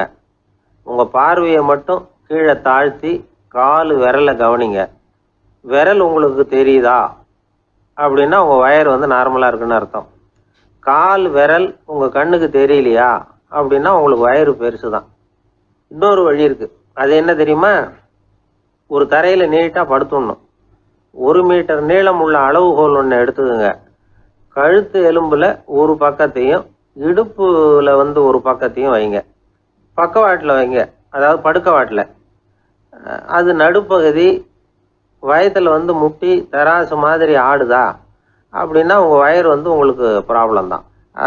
அதனால அதை கண்டுபிடிக்கிறதுக்கு அப்படி ஒரு அளவுகோல் வச்சிருக்கிறாங்க. மருத்துவ அறிவியல் ரீதியா உங்களுக்கு தொந்தி இருக்குதா இல்லையான்னு கண்டுபிடிக்கிறதுக்கு ஒரு வழி இருக்கு. உங்க இடுப்புல வெயிஸ்ட் அப்படின்னு சொல்றோம்ல, இடுப்புல ஒரு அளவு எடுக்கணும், சுற்றளவு. இடுப்புக்கு கீழே ஹிப்னு சொல்றோம்ல, அங்க ஒரு அளவு எடுக்கணும், அதிகபட்ச சுற்றளவு எடுக்கணும். அந்த அளவை இந்த அளவால வகுக்கணும். அதாவது உங்க வெயிஸ்ட் மெஷர்மெண்ட் இருக்குல்ல, அதை ஹிப் மெஷர்மெண்டால வகுக்கணும். இந்த விகிதம், அதாவது வெயிஸ்ட் ஹிப் ரேஷியோ, ஆண்களுக்கு 0.95க்கு மேல போகக்கூடாது, பெண்களுக்கு 0.85க்கு மேல போகக்கூடாது. அப்படி போயிட்டுதுன்னா வயிறு பெருத்திருக்குதுன்னு அர்த்தம். இது டாக்டர்கள் கண்டுபிடிக்கிற ஒரு விதம். சரி, இந்த தொந்தியை குறைக்கிறதுக்கு என்ன பண்ணலாம்? பட்னி கிடக்கலாமா அப்படின்னா அது தேவையில்லை. ஆனா கலோரி அளவை குறைக்கணும். அது எப்படி? கொழுப்பு ஆகாரத்தை குறைக்கணும். இப்போ கார்போஹைட்ரேட்டு, புரோட்டீன்லாம் இருக்குது இல்லை, அதெல்லாம் ஒரு கிராமுக்கு சுமாராக 4 கலோரி கொடுக்கும். ஆனால் கொழுப்பு ஒரு கிராமுக்கு 9 கலோரி கொடுக்கும். அதனால ஒரே அளவுள்ள ஆகாரங்களில் கூட கலோரி வித்தியாசம் இருக்குது. கலோரி அளவு குறைச்சலா கொடுக்கக்கூடிய ஆகாரம் சாப்பிடணும். இப்போ தொந்தியை குறைக்கிறதுக்கு கடுமையான உடற்பயிற்சி தேவையா அப்படின்னு கேட்டால் அதுவும் தேவையில்லையா. ஆகாரத்தில் கொழுப்பை குறைச்சாவே போதும், மற்ற ஆகாரம் செரிக்கிறதுக்கு லேசான உடற்பயிற்சியே போதும். வயத்தை குறைக்கிறேன்னு சொல்லி சில பேர் உட்காந்து எழுந்திருப்பாங்க, அதுவும் தேவையில்லையா. அப்படிலாம் பண்ணி உங்களை கஷ்டப்படுத்திக்க வேண்டியதில்லை.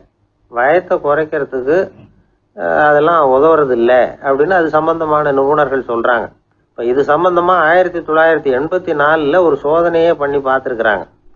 ஒரு நாளைக்கு 185 தடவை உட்காந்து எழுந்திருக்கிறது. இது மாதிரி 27 நாள் பயிற்சி பண்ணிவிட்டு பார்த்தாங்களாம். வயிற்று கொழுப்புல எந்த மாறுதலும் இல்லையா. அதனால உட்காந்து எழுந்திருக்கிற வேலையெல்லாம் தேவையில்லை. தொந்தியை குறைக்கிறதுக்கு முயற்சி பண்றவங்க தோற்றத்தை அழகாக்குறது ஒரு பக்கம் இருந்தா கூட ஆரோக்கியமான நீண்ட வாழ்வுக்கும் அவங்க அஸ்திவாரம் போடுறாங்கன்னு தான் அர்த்தம். ஒருத்தர் வந்தார், சார் எனக்கு தொந்தி இருக்கா இல்லையான்னு கண்டுபிடிக்கிறது கஷ்டமா இருக்குதுன்னார். சரி, நான் கண்டுபிடிக்கிறேன், இப்படி தரையில காலை நீட்டி ஸ்ட்ரைட்டா படுங்க அப்படின்னோம். சரின்னு படுத்துட்டார். இப்போ உங்க கண்ணை திருப்பி கால் கட்டை விரலை பாருங்க, கட்டை விரல் தெரியுதா அப்படின்னு கேட்டேன். தெரியுது சார்னார். நீங்க தெரியுதுன்னு சொல்றத நான் எப்படி நம்புறதுன்னு. அதோ தெரியுற அந்த கட்டை விரல் நுனியில ஒரு ஈ கூட உட்காந்துருக்குது பாருங்க சார் அப்படின்னார். அப்படின்னா நீங்க பாக்குறது கட்டை விரல் இல்லை சார், உங்க மூக்கு நுனி, அங்கதான் இப்ப ஈ உட்காந்துருக்குது அப்படின்னோம். மனிதர்கள்ல சில பேர் ரொம்ப வித்தியாசமா நடந்துக்குவாங்க. மற்றவங்களுக்கு அது ரொம்ப ஆச்சரியமா கூட இருக்கும். அந்த ஆள் ஒரு மாதிரி பார்த்து நடந்துக்கோ அப்படின்னு கூட சொல்றது உண்டு. இவங்களை பார்த்து நாம பித்து குளியும்போம். உளவியல் இவங்களை எக்ஸென்ட்ரிக்ஸ் அப்படின்னு சொல்லுது. இவங்களை மனநோயாளிகள்னு தவறா புரிஞ்சுக்க கூடாது. அவங்க வேற இவங்க வேற. எக்ஸென்ட்ரிக்ஸ் பத்தின சில விவரங்கள் ஒரு புத்தகத்துல இருக்கு. அதாவது ஸ்காட்லாந்துல ஒரு உளவியல் மருத்துவர் அதை எழுதியிருக்கிறார். அவர் பேர் டாக்டர் டேவிட் வீக்ஸ். அவருக்கு ஒரு உதவியாளர் இருந்தாராம், அவர் பேர் கேட் வுட். இவங்க 2 பேரும் சேர்ந்து இங்கிலாந்து பூரா சுற்றி பார்த்துருக்காங்க. 3 வருஷம் சுற்றினாங்களாம். நான் சொன்னது மாதிரி ஒரு மாதிரியாக இருக்கிற ஆசாமிகள் பல பேரை சந்தித்து பேசி அவங்கள பற்றி ஆய்வுலாம் நடத்தியிருக்கிறாங்க. அப்படி நடத்தி அதை ஒரு புஸ்தகமாக எழுதியிருக்கிறாங்க. நிறைய பேசி பார்த்துட்டு அவங்க சொல்லியிருக்கிறத கேட்டால் ரொம்ப ஆச்சரியமாக இருக்குது. நாம் இவங்களை பார்த்து பித்துக்குழிங்கிறோம், எக்ஸென்ட்ரிக்ஸ் அப்படின்னு சொல்கிறோம், கிண்டல் கூட பண்ணுறோம். ஆனால் அவங்களோட அறிவு வந்து ரொம்ப தெளிவானதான். இந்த ஆராய்ச்சியாளர்கள் சொல்கிறாங்க அவங்க உடல் நலமும் ரொம்ப நல்லா இருக்குதான், உடம்புலையும் எந்த கோளாறும் இல்லையா. அவங்களுக்கு மகிழ்ச்சியும் அதிகமாக, ஆயுளும் அதிகமாக. அவங்களில் பல பேர் என்ன சொல்கிறாங்கன்னா, நீங்கள் நினைக்கிறது மாதிரி இல்லை நாங்கள், ஆனால் நாங்கள் மற்றவங்கள்லேருந்து வேறுபட்ட தன்மை உள்ளவங்க அப்படிங்கிறத ஒத்துக்கிறாங்களாம். இந்த உலகம் பிறந்ததுலேருந்தே இப்படிப்பட்ட வித்தியாசமான ஆசாமிகளும் பிறந்திருக்கிறாங்க. சரி, அப்படிப்பட்டவங்க எப்படி இருப்பாங்க? இப்போ ஒரு மகாராஜா தன்னோட நாய்க்கு லட்சக்கணக்கில் பணம் செலவு பண்ணி கல்யாணம் பண்ணி வச்சிருக்கிறார். ஒரு கோடீஸ்வரர் தான் வளர்த்துக்கிட்டு இருந்த பூனைகளுக்கு தன்னோட சொத்து பூராவை எழுதி வச்சிருக்கிறார். இது மாதிரி ஒருத்தர் 2 பேர் இல்லை, நிறைய பேர் உண்டு. சில பேர் எப்படி தெரியுமா, அவங்களுக்கு வசதியில் எந்த குறையும் இருக்காது, வீடு காரு பணம் எல்லாம் தாராளமாக இருக்கும். அப்படி இருந்தாலும் அவங்கக்கிட்ட ஒரு பழக்கம் இருக்கும். யாராவது ஒரு நண்பர் வீட்டு விசேஷத்துக்கு போயிருப்பார், இல்லைன்னா ஒரு கடைக்கு போயிருப்பார். அவங்க ரொம்பவும் மரியாதையாக வரவேற்று எல்லாம் பண்ணிகிட்டு இருப்பாங்க. ஆனால் இவர் அவங்களுக்கு தெரியாமல் ஏதாவது ஒரு பொருளை திருடி பாக்கெட்டில் போட்டுட்டு வந்துடுவார். அப்படி வந்தால் தான் இவருக்கு திருப்தி. பல பேர் அவங்க வளர்த்த பிராணிகளுக்கு பளிங்கு கல்லால் சமாதி கட்டி வச்சிருக்கிறாங்க. இப்படிலாம் பண்ணுறாங்க. பல பேர் அவங்களுக்கு பிடித்தமான ஒருத்தர் எப்படியோ அதே மாதிரி தலைமுடி தாடி வச்சுக்கிறது, உடை உடுத்திக்கிறது, மலை குகையில் போய் குடியிருக்கிறது, இப்படி எவ்வளவோ வினோதமான நடவடிக்கைகள். இவங்களையெல்லாம் ஆய்வு பண்ணின டாக்டர் வீக்ஸ் என்ன சொல்கிறாரு தெரியுமா? பொதுவாக இவங்க உயர்ந்த புத்திசாலிகளாக இருக்கிறாங்க. ஒருமைப்பட்ட மனம், கருமையுமே கண்ணான பண்பு, தனிமையை நாடுற மனப்பான்மை எல்லாம் இவங்களுக்கு உண்டு. அவங்களில் பல பேர் அவங்க பெற்றோருக்கு முதல் குழந்தை அல்லது ஒரே குழந்தை, இப்படி தான் இருக்கிறாங்க. இது மாதிரியானவங்க பெண்கள் 1 பங்குன்னா ஆண்கள் 2 பங்கு. இவங்கெல்லாம் ஆக்கப்பூர்வமான செயல் செய்கிறாங்க, அப்படிப்பட்டவங்களாக தான் இருக்கிறாங்க. அடுத்தவங்க கிட்ட அன்பு காட்டுறவங்களா இருக்கிறாங்க, உற்சாகம் ஊட்டுறவங்களா இருக்கிறாங்க. அவங்களுடைய ஆக்கப்பூர்வமான பணிகளுக்கு ஊக்கம் கொடுத்தா அவங்க மன சந்தோஷமும் உடல் நலமும் பெருகும், ஆயுளும் கூடும். இதெல்லாம் அந்த டாக்டருடைய கண்டுபிடிப்பு. பித்துக்குழித்தனத்துக்கும் மனநோய்க்கும் வித்தியாசம் உண்டுங்கிறத சொல்கிறது தான் இந்த தகவல். அதனால் 2ம் ஒன்றுன்னு நினச்சிடக்கூடாது. ஒரு நண்பன் ஒருத்தனை பற்றி சொல்கிறோம். அவன் எந்த வகைன்னு நீங்களே முடிவு பண்ணுங்களேன். அவன் ஒரு கல்யாண வீட்டுக்கு போய் சாப்பிட்டுட்டு வெளியில் வந்தோம். அவன் கூட வெளியில் வந்த உடனே ரொம்ப நேரமாக தன்னோட செருப்பை தேடிக்கிட்டு இருந்தான். என்னப்பா இன்னுமா உன் செருப்பு கிடைக்கல அப்படின்னு கேட்டோம். இல்லை என்னது முன்னாடியே கிடைச்சுட்டுது, அதை விட நல்லதாக ஏதாவது கிடைக்குமான்னு பார்க்குறேன் அப்படின்னா அவன். ஒரு அரசன், அவனுக்கு வயசாயிட்டுது. அதனாலேயே இந்த கவலை பயம் எல்லாமும் அதிகமாயிட்டுது. மரண பயம், ராத்திரியில் சரியாக தூங்க முடியல, இப்படி ஆயிட்டுது நிலைமை. அந்த அரசன் ஏற்கனவே எப்படின்னா போர்க்களங்களில் எத்தனையோ பேரை ஓட ஓட விரட்டி இருக்கிறான். இருந்தாலும் இப்போ அந்த துணிச்சல்லாம் எங்கேயோ போயிட்டுது. பேசாமல் படுத்துருக்கிறான். அப்படியே படுத்தாலும் தான் தூக்கம் வர மாட்டேங்குது. என்ன பண்ணலாம்னு யோசித்தான் இந்த மன்னன். உடனே எல்லா அமைச்சர்களையும் கூப்பிட்டான். எனக்கு நிம்மதி இல்லை, எதை நினச்சாலும் பயமாக இருக்குது, எனக்கு ஒரு ஆலோசனை சொல்லுங்க அப்படின்னா. என்ன ஆலோசனை வேணும் அப்படின்னு சொல்லி கேட்டாங்க. எனக்கு ஒரு நெருக்கடியான சந்தர்ப்பம் ஏற்பட்டு போச்சுன்னு வச்சுக்கோங்க. அந்த நேரத்தில் நீங்கள் யாருமே என் பக்கத்தில் இல்லை ஆலோசனை சொல்கிறதுக்கு அப்படின்னா, அந்த சமயத்தில் எனக்கு உபயோகப்படுற மாதிரி ஒரு வாசகம், பொன்மொழி ஏதாவது சொல்லுங்கள். அதை நான் என்னுடைய வைர மோதிரத்துக்கு அடியில் பதிச்சு வச்சுக்கிறேன் அப்படின்னார். தேவைப்படுறப்போ உதவும் அப்படிங்கிறதுனால. அவர் போட்டிருந்த மோதிரமும் அதுக்கு தகுந்த மாதிரியே திறந்து மூடுறது மாதிரி அமைஞ்சிருந்தது. ஏதாவது வாசகம் எழுதுனா உள்ற வச்சுக்கலாம், அதுக்கான வசதி அதில் இருந்தது. அமைச்சர்கள்லாம் யோசனை பண்ணாங்க. இது மாதிரி ராஜா கேட்குறாரு, என்ன வாசகம், அதாவது பொன்மொழி சொல்லலாம் அப்படின்னு எல்லாரும் யோசனை பண்ணாங்க. ஒருத்தருக்குமே சரியாக தோணலை, ஒரே குழப்பமாக இருந்தது. ஏன்னா நெருக்கடியான சமயத்தில் உபயோகப்படுறது மாதிரி ஒரு பொன்மொழி வேணும்னு சொல்லியிருக்கிறார். அப்படி இப்படி யோசித்து பார்த்தா ஒன்றுமே தோணலை. எல்லாரும் குழம்பிக்கிட்டு இருந்த நேரத்தில் ஒரு பெரியவர் அந்த பக்கமாக வந்தார். அவர் சொன்னார், நான் வேணும்னா அதுக்கு பொருத்தமாக ஒரு வாக்கியம் சொல்கிறேன், ஆனால் ஒரு நிபந்தனை. அதை யாரும் ரொம்ப ஆர்வம் காரணமாக அவசரப்பட்டு படிச்சிடக்கூடாது. அதை ரகசியமாக அந்த மோதிரத்துக்குள்ளே எழுதி வச்சுக்கணும். எப்போவாவது இக்கட்டில் மாட்டிக்கிற சமயத்தில் மட்டும் வேறு வழியே இல்லை அப்படிங்கிற நிலைமையில் மட்டும்தான் அதை திறந்து பார்க்கணும். அப்படி நீங்கள் இருக்கிறதா இருந்தால் நான் அதை சொல்கிறேன் அப்படின்னார் அந்த பெரியவர். சரின்னு ஒத்துக்கிட்டாங்க எல்லாரும். அதே மாதிரி அவர் ஒரு வாக்கியத்தை சொன்னார்.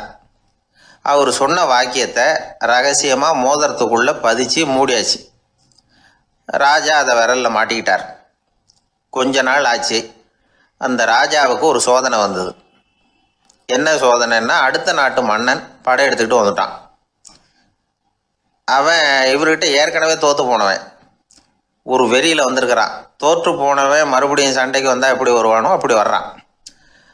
ஒரு வெறியில் வந்தால் ஜெயிச்சுட்டான்.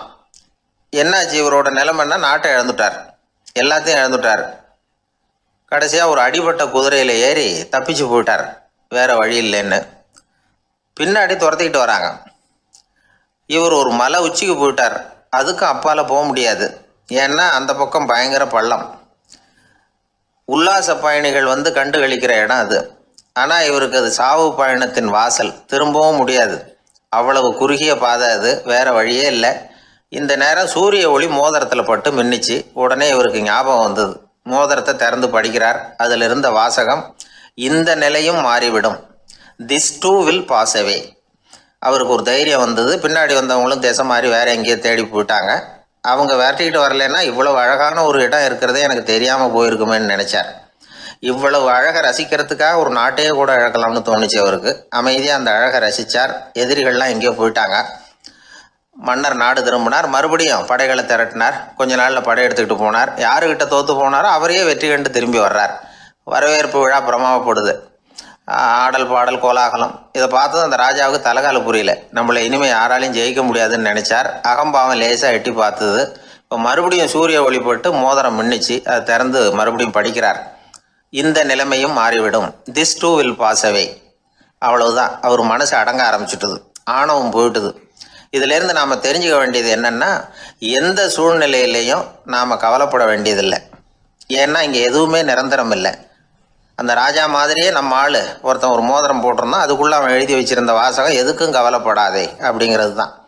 ஒரு நாள் பயங்கரமான கவலையோடு உட்காந்துருந்தான். பக்கத்தில் இருந்தவங்க சொன்னாங்க, இது மாதிரி சந்தர்ப்பத்தில் தான் நீ உன் மோதிரத்தை திறந்து பார்க்கணும்னாங்க. இவனுக்கு கவலையோடு எரிச்சலும் சேர்ந்துக்கிட்டது.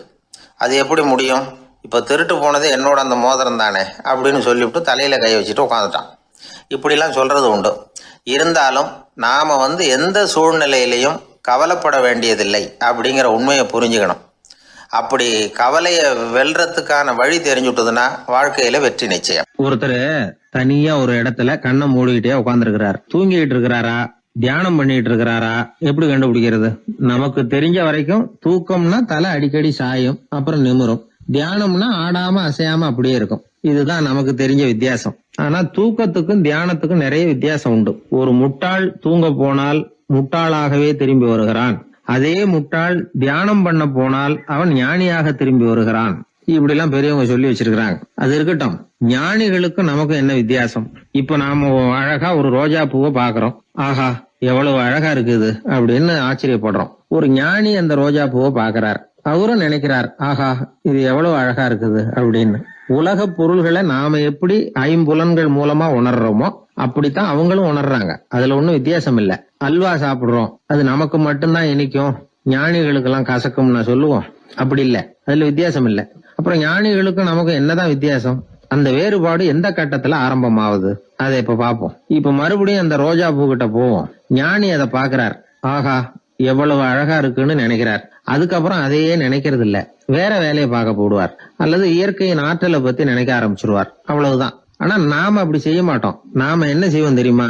முதல்ல அந்த ரோஜா பூவை பார்ப்போம். ஆஹா, எவ்வளவு அழகா இருக்குது இந்த ரோஜா பூன்னு நினைப்போம். அந்த அழகை ரசிப்போம். அப்புறம் இந்த மலர் நம்ம கிட்ட இருந்தா எவ்வளவு அழகா இருக்கும்னு நினைப்போம். அதுக்கப்புறம் அந்த மலர் நமக்கு வேணும்னு நினைப்போம். அதுக்கு அடுத்த கட்டம், அந்த மலர் இல்லைன்னா நம்மால வாழ முடியாதுங்கிற நிலைமைக்கு வந்துருவோம். உடனே அந்த மலர் அடையறதுக்கு முயற்சி பண்ணுவோம். அதுக்கு யாராவது தடையா இருந்தா அவங்க மேல நமக்கு கோபம் வரும். அந்த கோபத்தின் காரணமா நம்ம விவேக புத்தியை இழந்துருவோம். யாருகிட்ட எப்படி நடந்துக்கணுங்கிறத மறந்துடுவோம். அதன் காரணமா ஞாபக மறதி ஏற்படும். அதாவது முன்பு விவேக புத்தி மழுங்கி இருந்ததுன்னா அது இப்ப அடியோட இல்லைங்கிற நிலைமை வந்துடும். அதன் காரணமா நம்ம புத்தியை இழந்துருவோம், கடைசியில அழிவோம். இந்த நிலைமை நமக்கு வந்துடக்கூடாதுன்னா அதுக்கு என்ன செய்யணும்? நமக்கு கெடுதல் செய்யக்கூடிய ஆசைகளை ஆரம்பத்திலேயே கிள்ளி எறிஞ்சிடணும். ஒரு விஷயம் என்ன தெரியுமா? எந்த ஆசைக்குமே முதல்ல வலு கிடையாது. அதை பத்தி நாம நினைக்கதான் அதுக்கு வலு உண்டாகுது. இளம் தளிரா இருந்தது இப்ப பெரிய மரமாயிடுது. ஞானிகள் இந்த அளவுக்கு அதை வளர விடுறது இல்ல. அதுதான் நமக்கும் அவங்களுக்கும் உள்ள வித்தியாசம். ஒரு இளைஞன் கையில ஒரு குச்சியை வச்சுக்கிட்டு நடந்து போயிட்டு இருக்கிறான். இன்னொரு வயசானவர் கையில ஒரு குச்சியை வச்சுக்கிட்டு நடந்து போறார். அது அவருக்கு ஊன்றுகோல். அது இல்லைன்னா அவரால் நடக்க முடியாது. அது தவறி கீழே விழுந்தா அவரும் விழுந்துருவார். ஆனா அந்த இளைஞன் அப்படி இல்லை. அவனுடைய கைத்தடியை யாராவது எடுத்துக்கிட்டு போனா கூட அவன் கவலைப்பட மாட்டான். அவன் அந்த கைத்தடியை பயன்படுத்துறது மாதிரி தான் ஞானிகள் உலக பொருள்களை பயன்படுத்துறாங்க. ஆனா நம்ம மாதிரி சாதாரண ஆளுங்க அந்த வயசானவர் கைத்தடியை பயன்படுத்தினது மாதிரி உலக பொருள்களை பயன்படுத்துறோம். இதுதான் ஞானிகளுக்கும் நமக்கும் உள்ள வித்தியாசம். ஞானிங்கிறவர் பொருள்களை துறக்க மாட்டார், அதுகள் பேர்ல உள்ள பற்றுதலை தான் துறப்பார். எனக்கு தெரிஞ்ச ஞானி ஒருத்தர் இருக்கிறார். அவர் சொன்னார், 1988 ஜூன் மாதம் 1 தேதியை என்னால மறக்க முடியாதுன்னார். ஏன்னு கேட்டேன். அதுதான் எனக்கு ஞானம் வந்த நாள்னார். அப்படியா? ஆமா, அன்னைக்குதான் எனக்கு கல்யாணம் ஆச்சு. என் மனைவி பேரு ஞானம் அப்படின்னார். அதனால ஞானம் ஒவ்வொருத்தருக்கும் ஒவ்வொரு மாதிரி வரும். அதனால நாம ஞானிகளுடைய வாழ்க்கையை பார்த்து அவர்களை நெருங்க முடியுமான்னு பார்க்கணும். அந்த முயற்சி நமக்கு தேவை. அந்த வகையில நம்ம வாழ்க்கையை அமைத்து கொண்டால் வாழ்க்கையில படிப்படியா முன்னேறலாம். படிப்படியா வாழ்க்கையை அனுபவிக்க முடியும். ஒரு ராஜா இருந்தார். அவருக்கு என்ன பொழுதுபோக்கு தெரியுமா? தன்னை சுத்தி இருக்கிறவங்க கிட்ட ஏடா கூடமா ஏதாவது கேள்வி கேட்க வேண்டியது, அவங்க பதில் சொல்ல தெரியாம முழிக்கிறாங்கல்ல, அதை பார்த்து ரசிக்க வேண்டியது. இப்படி ஒரு சுபாவம் அவருக்கு. ஒரு நாள் அவருடைய மந்திரி ஒருத்தர் அவர்கிட்ட மாட்டினார். அவரை கிட்டத்துல கூப்பிட்டு, அமைச்சரே, எனக்கு ஒரு சந்தேகம்னார். என்னன்னார் அமைச்சர். கடவுள் இருக்கிறாரா அப்படின்னு ஒரு கேள்வி கேட்டாராம். ஆமா, இருக்கிறார் அப்படின்னாராம் அவரு.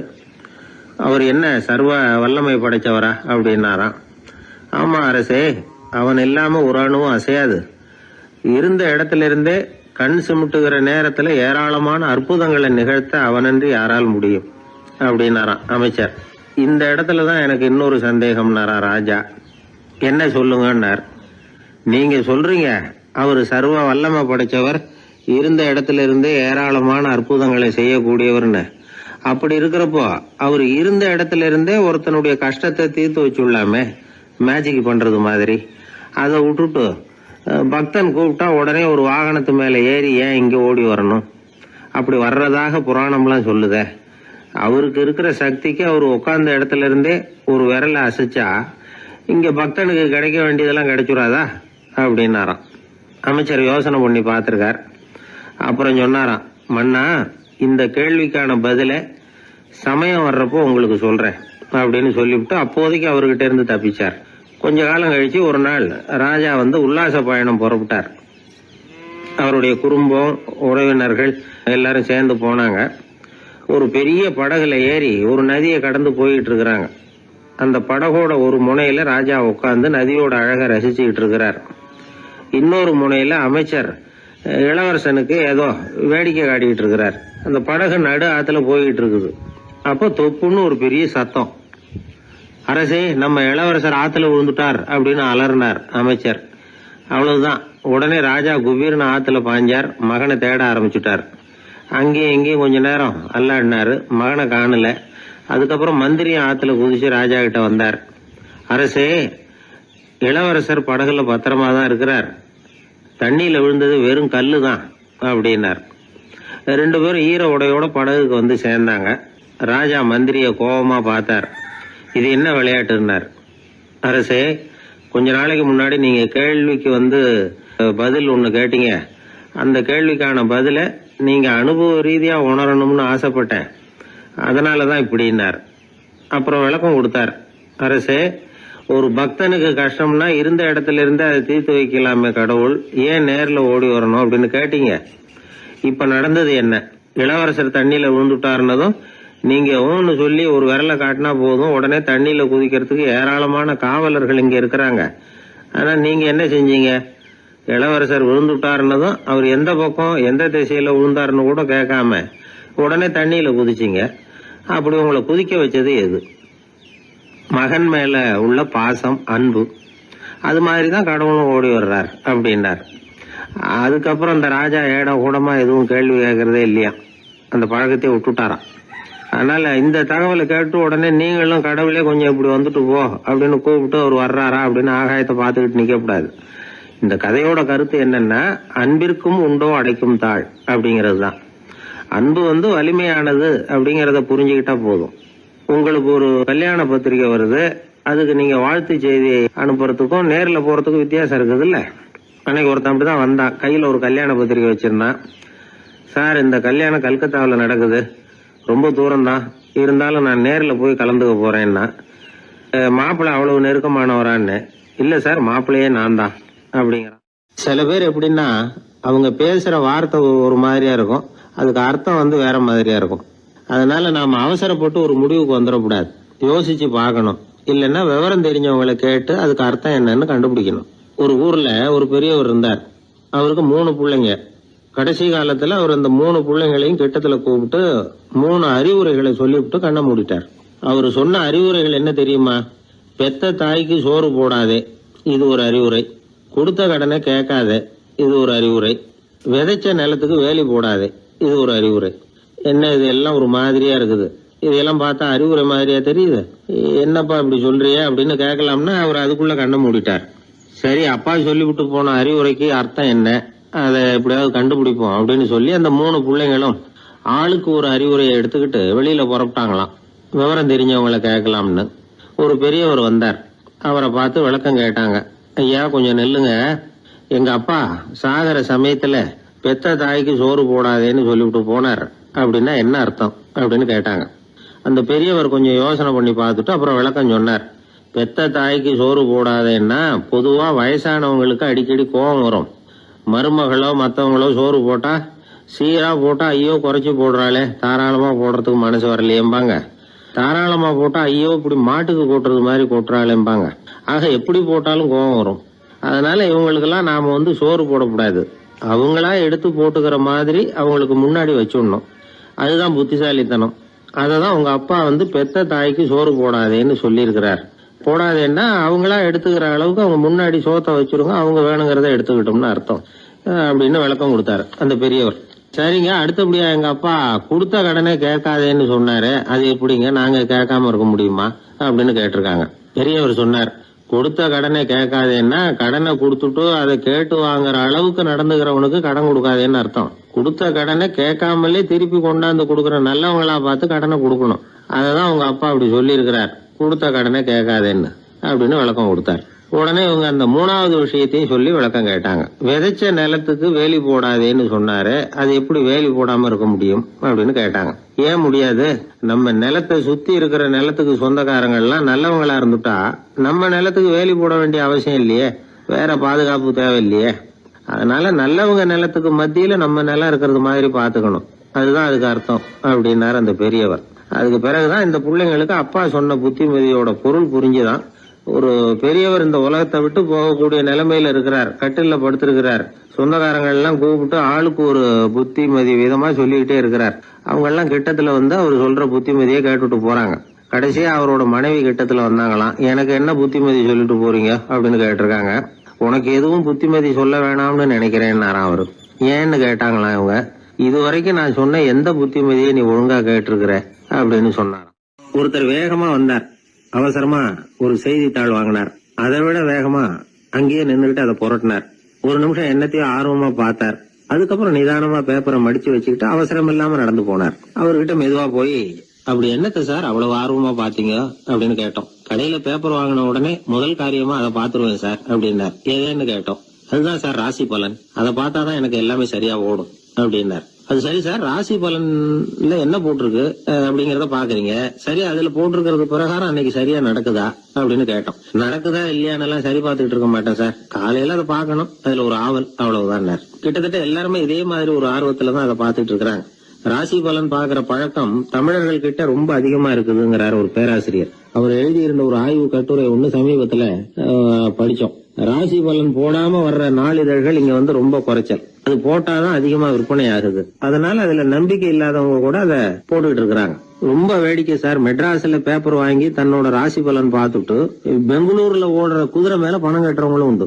ராசி பலன் பார்த்துட்டு லாட்டரி சீட் வாங்குறவங்களும் உண்டு. இந்தியாவில் அச்சாகிற மொத்த லாட்டரி சீட்ல 70% தமிழ்நாட்டுல தான் விற்பனை ஆகுதான். இது முன்னாடி இங்க அனுமதி இருந்த காலத்துல உள்ள கணக்கு. இப்பதான் அதை கட்டுப்பாடு பண்ணியாச்சு. வான் மண்டலம் பூ மண்டலத்தை பாதிக்கிறது உண்மைதான், அதை வந்து அறிவியல் பூர்வமா சிந்திக்கணும். அதை விட்டுட்டு இன்று நண்பரால் பண வரவு அப்படின்னு ராசி பலன் பார்த்துக்கிட்டு இருக்கிறோம். நம்முடைய நண்பன் இன்னைக்கு பணம் கொண்டாந்து கொடுக்க போறான்ங்கிறது ஆகாயத்துல உள்ள நட்சத்திரத்துக்கு எப்படி தெரியும்? அதுவும் இல்லாம இங்க உள்ள நண்பர்கள் எந்த காலத்துல பணம் கொண்டாந்து கொடுத்திருக்காங்க. நண்பர்களை வந்து பக்கத்திலேயே இருந்து பாக்குற நம்மாலேயே புரிஞ்சுக்க முடியல, எங்கேயோ இருக்கிற நட்சத்திரத்துக்கு என்ன தெரியும்? ஒரு காலத்துல நாம வாழ்கிற இந்த பூமி ஒரே இடத்துல நிலையா நிக்குதுன்னு சூரியனும் சந்திரனும் பூமியை சுத்திக்கிட்டு வருதுன்னு நம்பிக்கிட்டு இருந்தோம். அந்த காலத்துல உருவான ராசி பலன் கொள்கையை சூரியனை சுத்தி தான் பூமி வருதுன்னு தெரிஞ்சுக்கிட்ட இந்த காலத்திலயும் நம்பிக்கிட்டு இருக்கிறது ரொம்ப வினோதம் தான். இந்த ராசி பலன் பாக்குற பழக்கம் நம்முடைய ஊக்கத்தை இழக்க செய்யக்கூடிய ஒரு பழக்கம், அது வேண்டியது இல்லைங்கிறது தான் அறிவாளிகள் கருத்து. இப்போ ஒரு உதாரணத்துக்கு நாமே ஒரு சோதனை செஞ்சு பார்ப்போமே.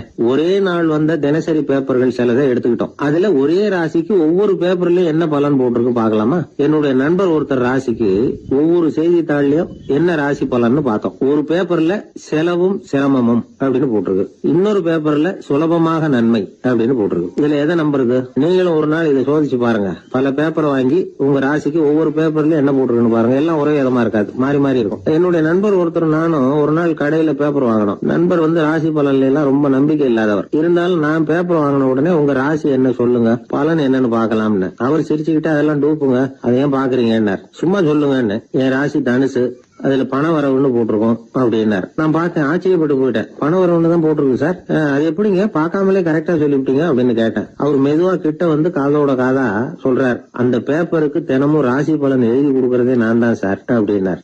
உனக்காக நான் என்ன வேணும்னாலும் செய்யறதுக்கு தயாரா இருக்கிறேன் அப்படின்னாரு ஒருத்தர். சரி, வேற ஒன்னும் வேணாம், ஒரு 10 ரூபா பணம் இருந்தா கைமாத்தா கூடு, நாளைக்கு தந்துடுறேன் அப்படின்னாரு இன்னொருத்தர். அவ்வளவுதான், நான் அவசரமா ஒரு ஆளை பார்க்க வேண்டியிருக்கு, அப்புறமா வந்து உன்னை பாக்குறேன் அப்படின்னு சொல்லிவிட்டு அந்த ஆள் நழுவி போயிட்டார். இதுதான் இன்னைக்கு உலக நிலவரம். ஆனா ஒருத்தர் மேல உண்மையாவே அன்பு செலுத்துறது அப்படிங்கறது ரொம்ப பெரிய விஷயம். பக்தி செலுத்துறதுங்கிறது அதை விட பெரிய விஷயம். பக்தினா ஏதோ கோயிலுக்கு போய் சாமி கும்பிட்டு வர்றது இல்ல. பக்தியோட எல்லை எதுன்னு தெரிஞ்சுக்கிறதுக்கு உங்களுக்கு ஆசையா இருக்குதா அப்படின்னா ஒரு கதை உண்டு, அதுக்கு அதை கேளுங்க. அதாவது மயூர சர்மன் அப்படின்னு ஒருத்தர் இருந்தான். கிருஷ்ணர் மேல அவன் ரொம்ப பக்தியா இருந்தான். ஒரு நாள் கிருஷ்ணர் வந்து அவனை பார்த்துட்டு போலாம்னு நினைச்சு வந்தாரு. கிருஷ்ணரை பார்த்த உடனே அவனுக்கு ரொம்ப மகிழ்ச்சி இருக்காது அப்படின்னா, ஏன்னா வழக்கமா பக்தர்கள் தானே பகவான் கிட்ட ஏதாவது கேட்கறது வழக்கம். இங்க வந்து பகவான் வந்து பக்தனை பார்த்து கேட்க ஆரம்பிச்சுட்டார். இத பாருப்பா, உங்ககிட்ட நான் ஒண்ணு கேட்பேன், கொடுப்பியா அப்படின்னார். பக்தன் மாட்டேன் நான் சொல்லுவான், நீங்க என்ன கேட்டாலும் அதை கொடுக்கறதுக்கு நான் சித்தமா இருக்கிறேன் அப்படின்னா மயூர சர்மன். உன்னோட மகன் ஒருத்தன் இருக்கானே 5 வயசுல, அவன் தான் எனக்கு வேணும்னாரு. இவன் கொஞ்சம் கூட தயங்கல, சரி தந்தேன் அப்படின்னு சொல்லிவிட்டான். கிருஷ்ணர் பார்த்தார், அவன் உடம்பு பூராவும் எனக்கு தேவையில்லை, அவன் உடம்போட வலது பாகம் மட்டும் எனக்கு போதும்னாரு. அதுக்கும் சரி அப்படியே கொடுக்குறேன்னா இவன் அந்த சின்ன பையனை நிக்க வச்சு அவன் தலையில இருந்து ஒரு ரம்பத்தால அறுக்கணும், அப்பதானே அது 2 பாகமா ஆக்க முடியும் அப்படின்னாரு. சரி அப்படியே செய்யறேங்கிறான் அவன். அந்த ரம்பத்தை நீ ஒரு பக்கம் பிடிச்சுக்கணும், உன்னோட மனைவி ஒரு பக்கம் பிடிச்சுக்கணும், நீங்க 2 பேரும் அப்படி பிடிச்சுக்கிட்டு அதை அறுத்து அவனை 2 துண்டாக்கணும் அப்படிங்கிறார். அதுக்கும் சரிங்கிறான். அப்படி செய்யறப்போ நீயும் அழப்படாது, உன்னுடைய மனைவியும் அழப்படாது அப்படின்னு அடுத்த கண்டிஷன். அதுக்கும் சரிங்கிறான். அடுத்த அப்படி ஒரு கண்டிஷன் போடுறார், அதாவது உன்னுடைய மகனும் அழப்படாது அப்படிங்கிறார். அதுக்கும் சரின்னு ஒத்துக்கிட்டான். இவ்வளவு நிபந்தனைகள் பேர்ல தான் உன் மகனோட வலது பாகத்தை நான் ஏத்துக்குவேன், இல்லன்னா ஏத்துக்க மாட்டேன் அப்படின்னு சொல்லிவிட்டார் அவர். உங்களோட அத்தனை நிபந்தனைகளுக்கும் கட்டுப்பட்டு நாங்க நடக்கிறோம் அப்படின்னு சொல்லிவிட்டான் மயூர சர்மன். உடனே மகனை கூப்பிட்டான். அவன் வந்து நின்னான், அவனை குளிப்பாட்டினான், புது ஆடைகள் போட்டு விட்டான். அதுக்கப்புறம் ஒரு ரம்பத்தை எடுத்து அறுக்க ஆரம்பிச்சான். ஒரு பக்கம் அவன், இன்னொரு பக்கம் அவனுடைய மனைவி, நடுவுல அந்த பையன். அவங்க 2 பேர் கண்ணிலேயும் கண்ணீர் கொஞ்சம் கூட வரவே இல்லை. ஆனா அந்த சின்ன பையனோட இடது கண்ணுல இருந்து மட்டும் கண்ணீர் வழிய ஆரம்பிச்சுட்டுது. இத கிருஷ்ணர் பார்த்துட்டார். என்னோட நிபந்தனைப்படி நீங்க நடந்துக்கல, அதனால உங்க பையனோட வலது பாகம் எனக்கு வேணாம்னு விட்டார்.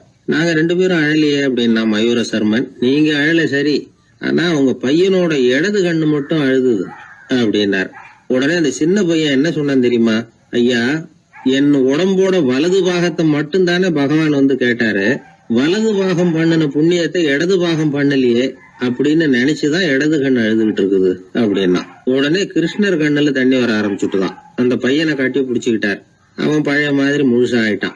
இதுதான் பக்தியின் எல்லை அப்படின்னு விளக்கம் கொடுத்தார் ஒரு ஆன்மீக பேச்சாளர். பக்தியோட எல்லையை புரிஞ்சுக்கிறதுக்காக இந்த கதை. நீங்க உடனே பகவான் வந்து இப்படி எல்லாம் வந்து நின்றுட்டு பையனை வெட்டி விடு அப்படின்னு எல்லாம் கேட்பாரா அப்படின்னு எல்லாம் கற்பனை பண்ணக்கூடாது. ஆன்மீக விஷயங்களை வந்து ஆன்மீக நோக்கத்துல புரிஞ்சுக்கணும், அதுதான் முக்கியம். பக்தியோட எல்லைக்கே நம்மால போக முடியலன்னாலும் ஒரு ஓரத்துக்காவது போய் சேர முடியுதா அப்படின்னு முயற்சி பண்ணி பார்க்கலாம். அதுக்காக தான் இவ்வளவு. இப்போ நம்ம ஆளுங்களோட பக்தி எந்த அளவுக்கு இருக்குங்கிறத புரிஞ்சுக்கிறதுக்கு வேணும்னா ஒரு உதாரணம் சொல்லலாம். ஒருத்தர் கடவுள்கிட்ட வேண்டிக்கிட்டாராம், நான் செய்யற வியாபாரத்துல இன்னைக்கு 1000 ரூபாய் லாபம் கிடைச்சதுன்னா அதுல 500 ரூபாய உன் கோயிலுக்கு வந்து உண்டியல்ல போட்டு விடுறேன் அப்படின்னு வேண்டிக்கிட்டார். சொல்லிவிட்டு வியாபாரம் பண்ணார். 1000 ரூபாய் கிடைக்கல, 500 ரூபாய் தான் லாபம் கிடைச்சது. அவர் அதுக்கப்புறம் அந்த கோயிலுக்கு போகல. ஏங்க, கிடைச்ச 500ல பாதிய உண்டியல்ல போட்டு விடுறது தானே நியாயம் அப்படின்னு கேட்டாங்க. அதுக்கு அவரு முறைச்சு பாக்குறார். அப்புறம் சொல்றார், விவரம் தெரியாம பேசாதீங்க, கடவுள் ஏற்கனவே அவரு பங்கு 500 ரூபாயை எடுத்துக்கிட்டு மீதி 500 ரூபாய் தான் எனக்கு கிடைக்கிறது மாதிரி பண்ணிருக்கிறார், அதனால இது எனக்கு சேர வேண்டிய பங்கு அப்படின்னு சொல்லிவிட்டார். இவரோட பக்தியின் எல்லை எந்த அளவுல இருக்குது பாத்தீங்களா? வாழ்க்கையே வெறுத்து போச்சு சார் அப்படின்னு சொல்லிட்டு வந்தான் ஒருத்தன். ஏப்பா அப்படி சொல்ற அப்படின்னு. நான் இந்த உலகத்துக்கு தேவையே இல்லை சார் அப்படின்னா. இந்த உலகத்துல தேவையில்லாம எதுவுமே இல்லையே என்ன நிமிர்ந்து பார்த்தான். இப்போ உன் உடம்புல இருக்கிற காலை மட்டும் எடுத்துருவோமா, அது உனக்கு தேவையில்லை அப்படின்னு. அது எப்படி, நடக்கிறதுக்கு அது வேணாமான்னா. சரி அதை விட்டுரு, கையை மட்டும் எடுத்துருவோம் அப்படின்னு. அப்புறம் சாப்பிடுறது எப்படின்னா. சரி அப்படின்னா இப்போ உன் உடம்புல தேவையில்லாம அனாவசியமா இருக்கிற ஒரு பகுதியை சொல்லு, அதை மட்டும் எடுத்துருவோம்னு. அவன் யோசனை பண்ண ஆரம்பிச்சான். அப்புறம் மெதுவா சொன்னான், எல்லாமே அவசியமா தான் தோணுது அப்படின்னு சொல்லி அவன் சொன்னான். நீ சொன்னதுக்கு அப்புறம் யோசனை பண்ணி பார்த்தா எல்லாமே அவசியம்னு எனக்கு தோணுதுன்னா. உனக்கு எல்லாமும் அவசியம், ஆனா நீ இந்த உலகத்துக்கு அவசியம் இல்லை, அப்படித்தானே? இப்பதான் அவன் குழம்ப ஆரம்பிச்சான். இன்னைக்கு பாருங்க, நிறைய இளைஞர்கள் இப்படிதான் தன்கிட்ட என்ன இருக்குங்கிறது தெரியாமலே தடுமாறிட்டு இருக்கிறாங்க. அவங்க யாருங்கிறது அவங்களுக்கு அடையாளம் தெரியறது இல்ல. விலங்குகள்லாம் பாருங்க, பறவைகள் மாதிரி விண்ணுல பறக்கணும் அப்படின்னு ஆசைப்படுறது இல்ல. ஒரு பசுமாடு பருந்து பறக்கிறத பார்த்துட்டு நாமளும் அந்த மாதிரி பறக்கணும் அப்படின்னு 4 காலையும் தூக்குறது இல்ல. சரி, ஆனா ஒரு மனுஷன் என்ன நினைக்கிறான்னா, அவங்கிட்ட என்ன திறமை இருக்கு அப்படிங்கறத அவனுக்கு புரியாம நடந்துக்கிறான். சரி, ஒரு மனுஷங்கிட்ட என்ன திறமை இருக்குங்கிறத எப்படி கண்டுபிடிக்கிறது? இந்த உலகத்துல இருக்கிற ஒவ்வொரு மனிதனுக்கும் ஒரு தனித்தன்மை உண்டு. அதாவது ஒருத்த மாதிரி இன்னொருத்தன் இருக்கிறது இல்ல. ஆனாலும் உளவியல் நிபுணர்கள் மனிதர்களின் குணாதிசயங்களை வச்சு அவங்கள 3 வகையா பிரிக்கிறாங்க. சில பேர் எப்படின்னா, தான் சம்பந்தப்பட்ட வேலையோட இருந்து விடுறது இல்ல. எதிர இருக்கிறவன் செய்யற வேலை, இன்னொரு பிரிவுல இருக்கிறவன் செய்யற வேலை எல்லாத்திலையும் தலையிடுவாங்க. மனோ தத்துவத்துல இதுக்கு டாமினன்ஸ்னு பேர். இப்படிப்பட்ட குணாதிசயம் உள்ளவங்க எதுக்கு பொருத்தம் தெரியுமா? ஒரு நிறுவனத்தை தலைமையேற்று நடத்துறது, நிர்வாக பொறுப்பு வகிக்கிறது, இது மாதிரி பணிகளுக்கெல்லாம் இவங்க ரொம்ப பொருத்தமா இருப்பாங்க. 2வது வகை மனிதர்கள் எப்படின்னா, இவங்க ரொம்ப இனிமையா பேசுவாங்க, திறமையா பேசுவாங்க, அடுத்தவங்களோட பேசுறதுக்கும் ஆசைப்படுவாங்க.